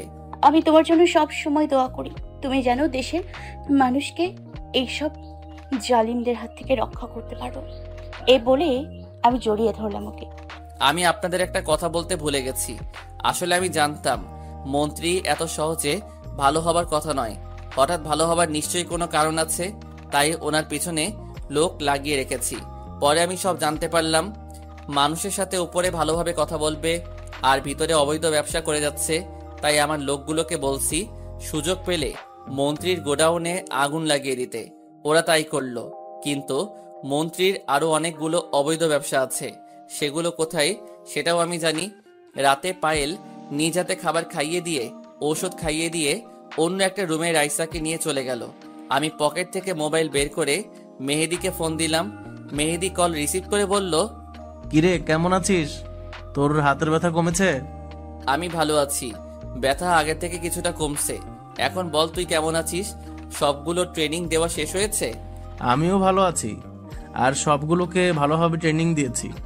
এখন তুই বললে উপরে উঠে আসবো, আমার কাজ শুরু করেও দিব।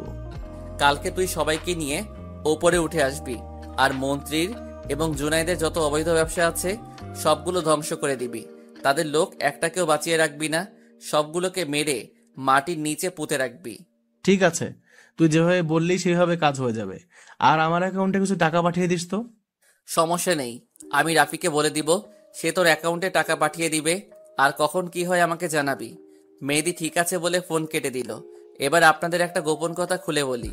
মন্ত্রীর স্ত্রী মানে আন্টি আমাকে একদিন তার রুমে নিয়ে দরজা বন্ধ করে বলল, রাসেল, আমার একটা কাজ করে দিতে পারবি?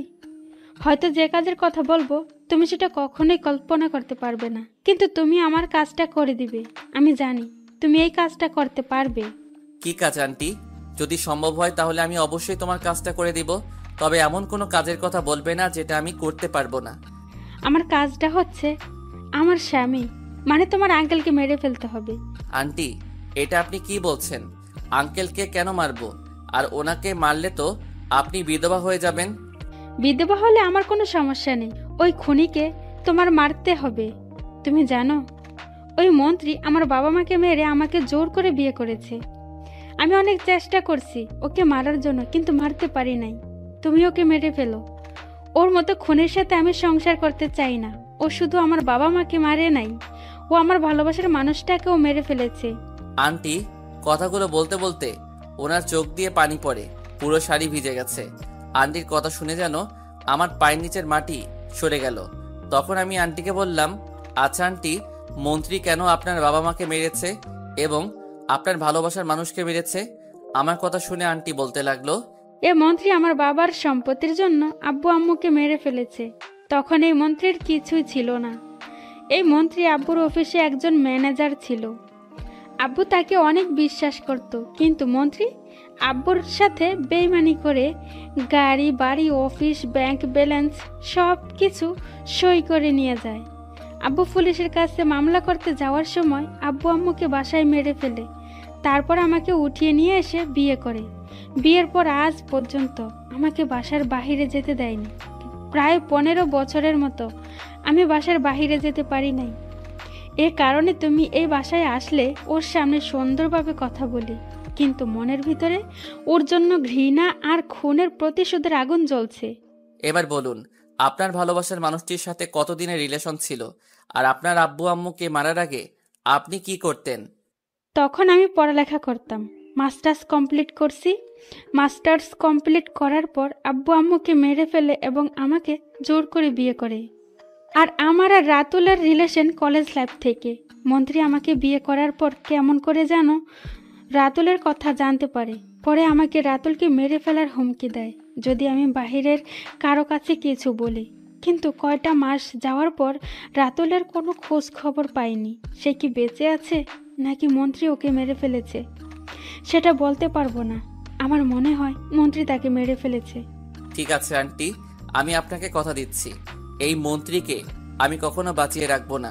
এখন ওনাকে মারা সহজ হবে না, আমার কিছু প্রমাণ জোগাড় করতে হবে, তা না হলে ওনাকে মারা যাবে না। এই ছিল আন্টির সাথে আমার কথা।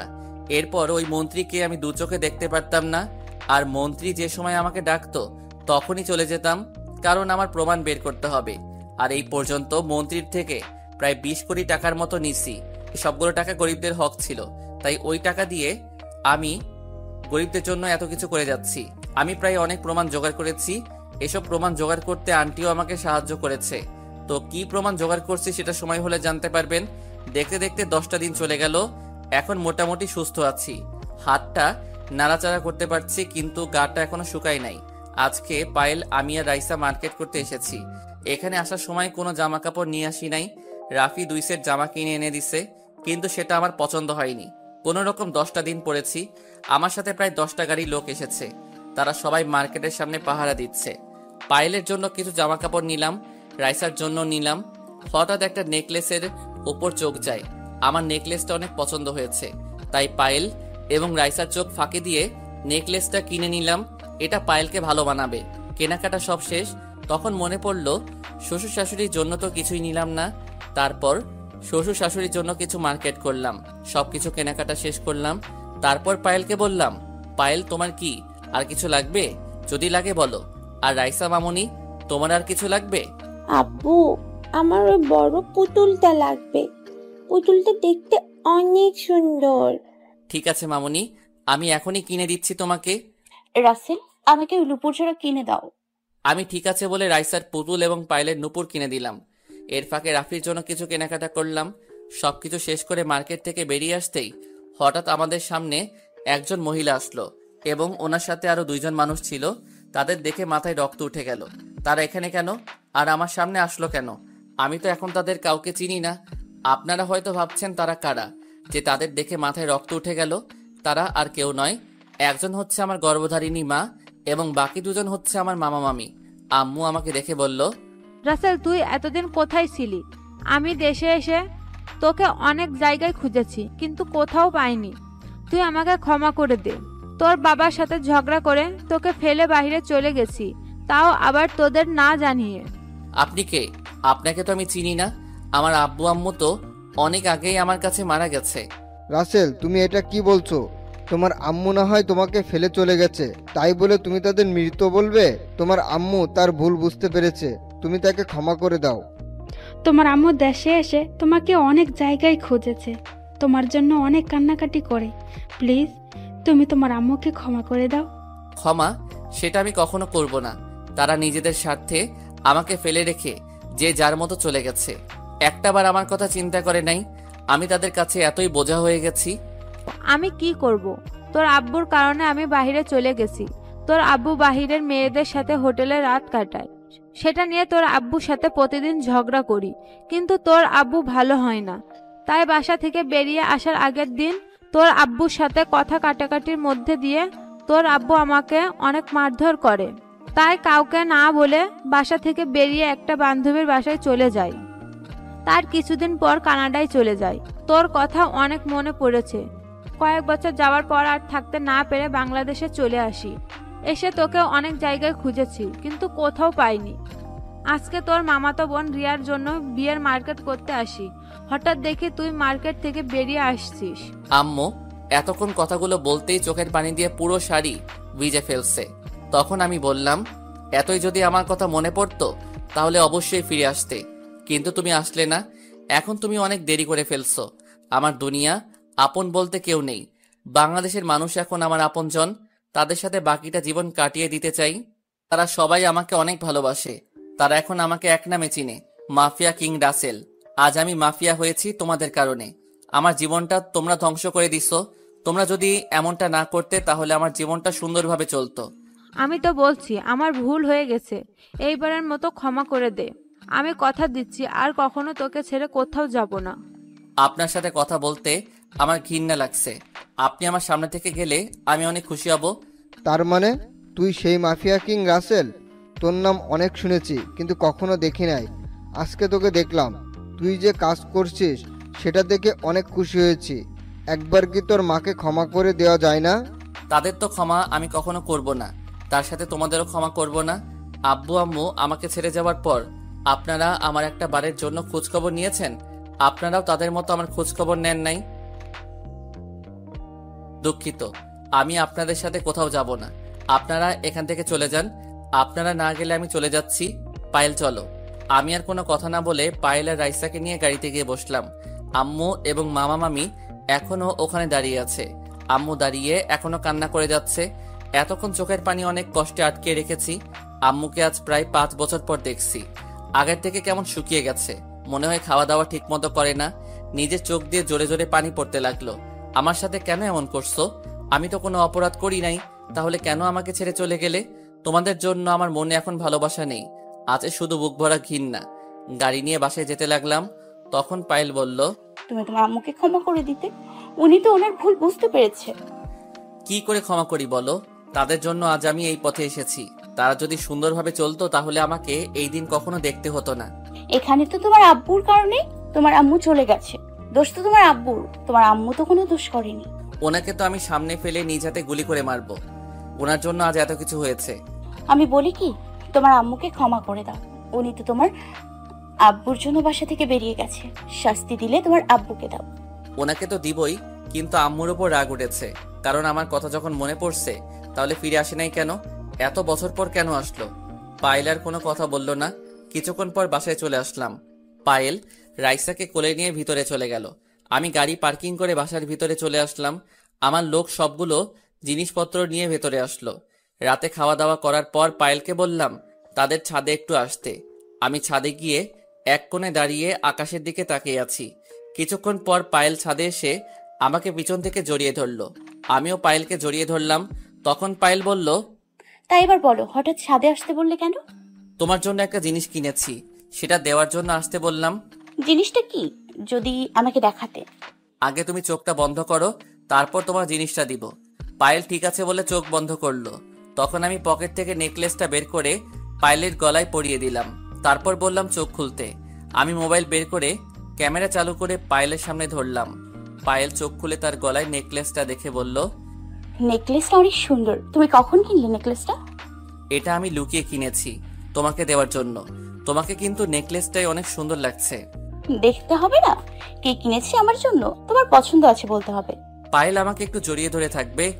আজ এত বছর পর আম্মুকে দেখে কেমন জানি খারাপ লাগছে। ঠিক আছে ধরছি। এই তো, যদি খারাপ লাগে তাহলে ওই সময় ফিরিয়ে দিলে কেন? অভিমান আর ঘিন নাই, তাই আম্মুকে ফিরিয়ে দিছি। আমি কখনো এমনটা করতে চাই নাই। তুমি জানো, তারা আমাকে ছেড়ে যাওয়ার পর অনেক কষ্ট পেয়েছি। এমন কোনো রাত নাই তাদের জন্য কান্না করি নাই। চিন্তা করো না, দেখবে আস্তে আস্তে সব ঠিক হয়ে যাবে। পায়েল আর আমি কিছুক্ষণ ছাদে থেকে নিচে এসে যে যার রুমে চলে আসলাম। রুমে এসে ওয়াশরুমে ঢুকে ফ্রেশ হয়ে বিছানায় শুতেই মোবাইলটা বেজে উঠল। মোবাইলটা হাতে নিয়ে দেখি মেহেদি ফোন দিচ্ছে। আমি ফোনটা রিসিভ করার পর মেহেদি বলল, কিরে কেমন আছিস? ওই মন্ত্রী এবং আমজাদ খানের সব খবর পেয়ে গেছি, কিছু প্রমাণ জোগাড় করে ফেলেছি। তাহলে তো ভালোই।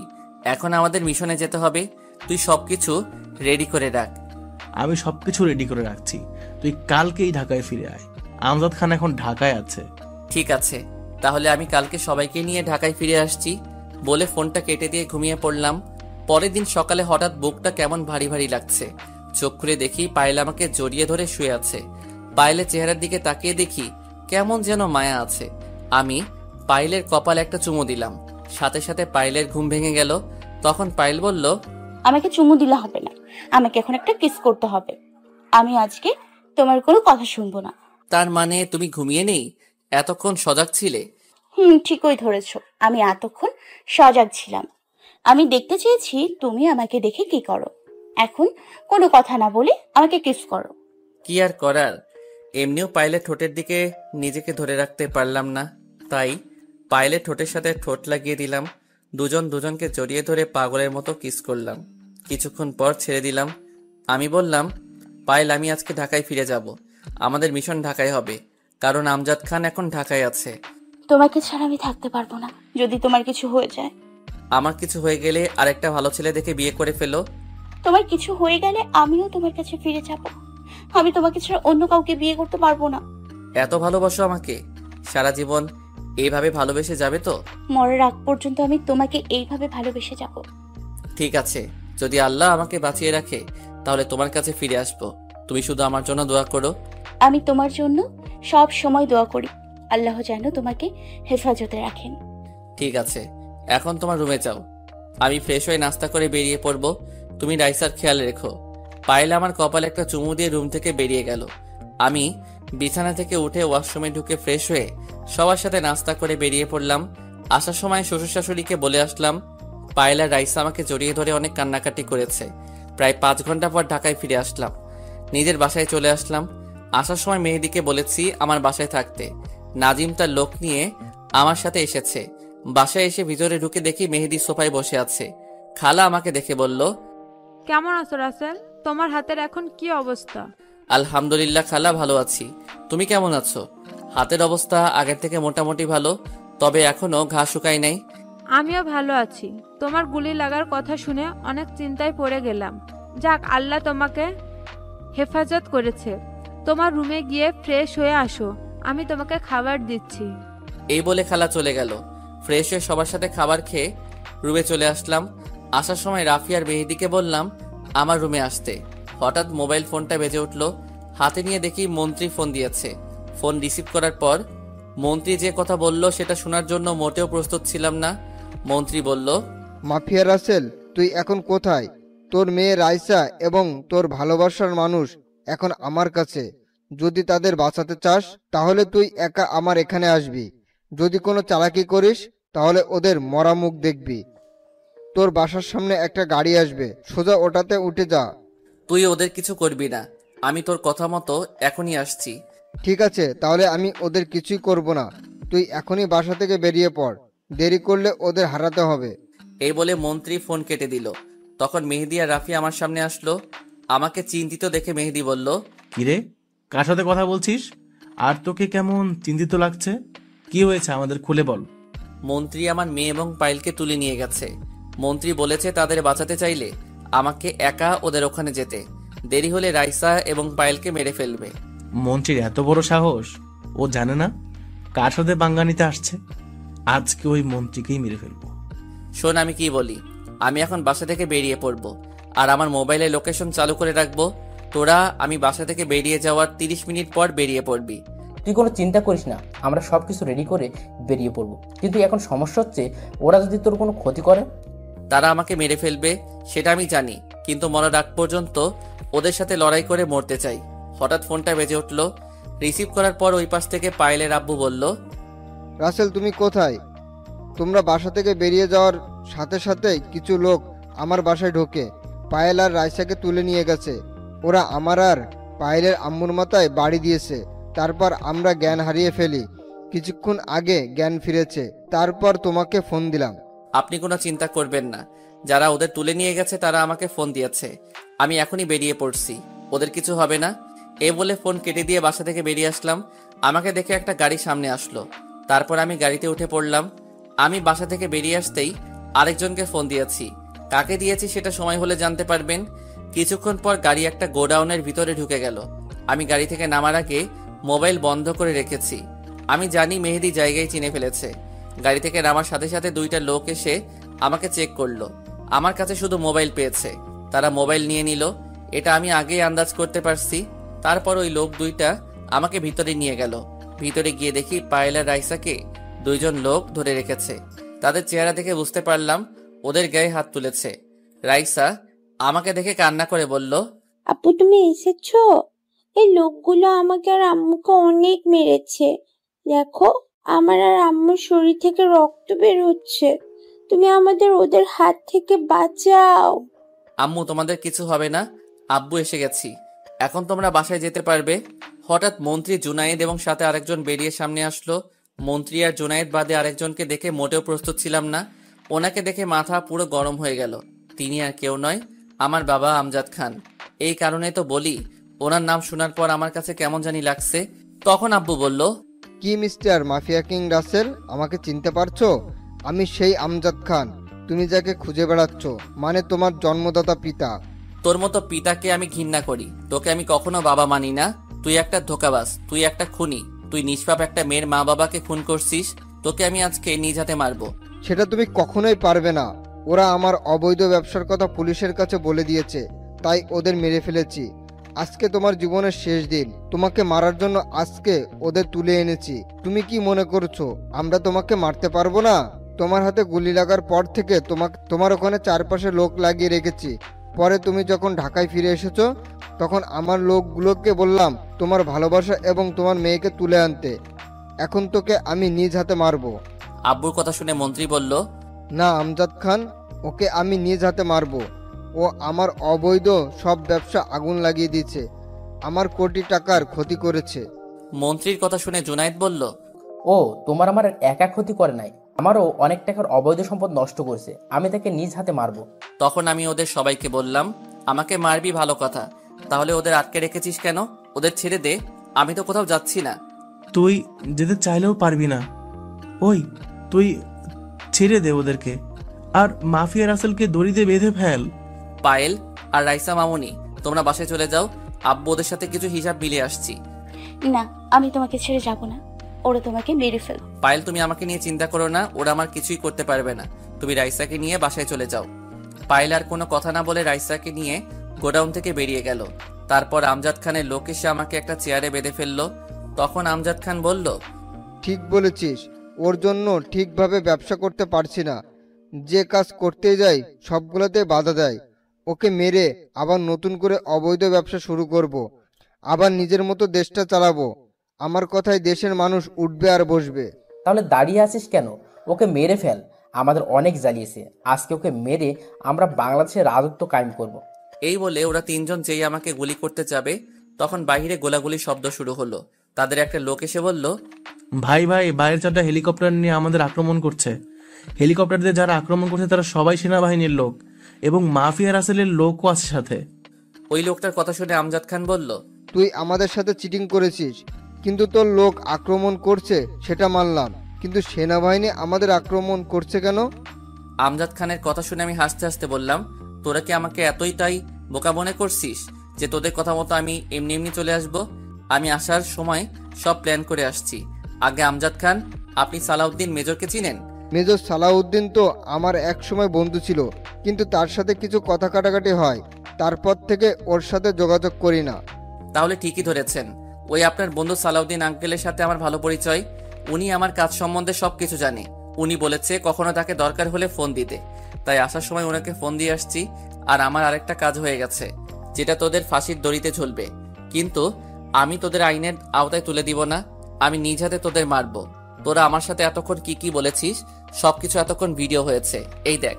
আমার কথা শুনে মন্ত্রী জুনায়েদ এবং আমজাদ খান ভয় পেয়ে গেছে। আমি এসব বাসায় বেরিয়ে আসার আগে করে এসেছি। তখন আমজাদ খান বলল, আমরা যেহেতু আজকে ধরা খেয়েছি, তাহলে তোকে বাঁচিয়ে রাখবো কেন? আমাদের সাথে তোকেও মরতে হবে। এই কথা বলে আমাকে গুলি করতে গেলে রাফি আর মেহেদি গোডাউনের ভিতরে ঢুকে ওদের গুলি করা শুরু করলো। তারা সবাই আড়ালে চলে গেল। রাফি মেহেদি আর বাঁধন খুলে দিল আর আমার কোটটা গায়ে দিল, যেটাই আমাকে গুলি করলে কিছুই হবে না। আমি ওদের গুলি করা শুরু করলাম। এক পর্যায়ে ওদের লোক সব গুলি খেয়ে মাটিতে গড়াগড়ি করতে করতে মারা যায়। তারপর আমি মন্ত্রী আর জুনায়েদের সামনে গিয়ে তাদের শুট করা শুরু করি। মন্ত্রী আর জুনায়েদ গুলি খেয়ে মাটিতে গড়াগড়ি খেতে খেতে মারা যায়। আমজাদ খান ভয়ে এক কোনায় লুকিয়ে পড়ে। আমি আমজাদ খানের সামনে গিয়ে দাঁড়ালাম। তখন আমজাদ খান বলল, রাসেল, আমাকে মারিস না, আমি তোর বাবা। আমি কথা দিচ্ছি আমি এরকম কাজ কখনো আর করব না। তুই এবারের মতো আমাকে ছেড়ে দে। তোকে আমি কখনো মারতাম না। তুই যদি নিষ্পাপ ওই মেয়ের আব্বু আম্মুকে না মারতি, তোকে আমি বাঁচিয়ে রাখবো না। তোকে বাঁচিয়ে রাখলে আবার অবৈধ ব্যবসা করবি। না রাসেল, আমি এসব কাজ করব না। আমি এই দেশ থেকে দূরে কোথাও চলে যাব। সেটা তো আমি কখনো করব না। আইনের আওতায় তুলে দিলে তোকে ফাঁসির রায় কার্যকর করবে, কিন্তু আমি তোকে আইনের আওতায় তুলে দিব না। তোকে আমি নিজ হাতে মারবো। এই যেই না গুলি করতে যাব, ঠিক তখনই সালাউদ্দিন আঙ্কেল এসে আমার হাত থেকে গুলি ফেলে দিল। তখন তিনি বললেন,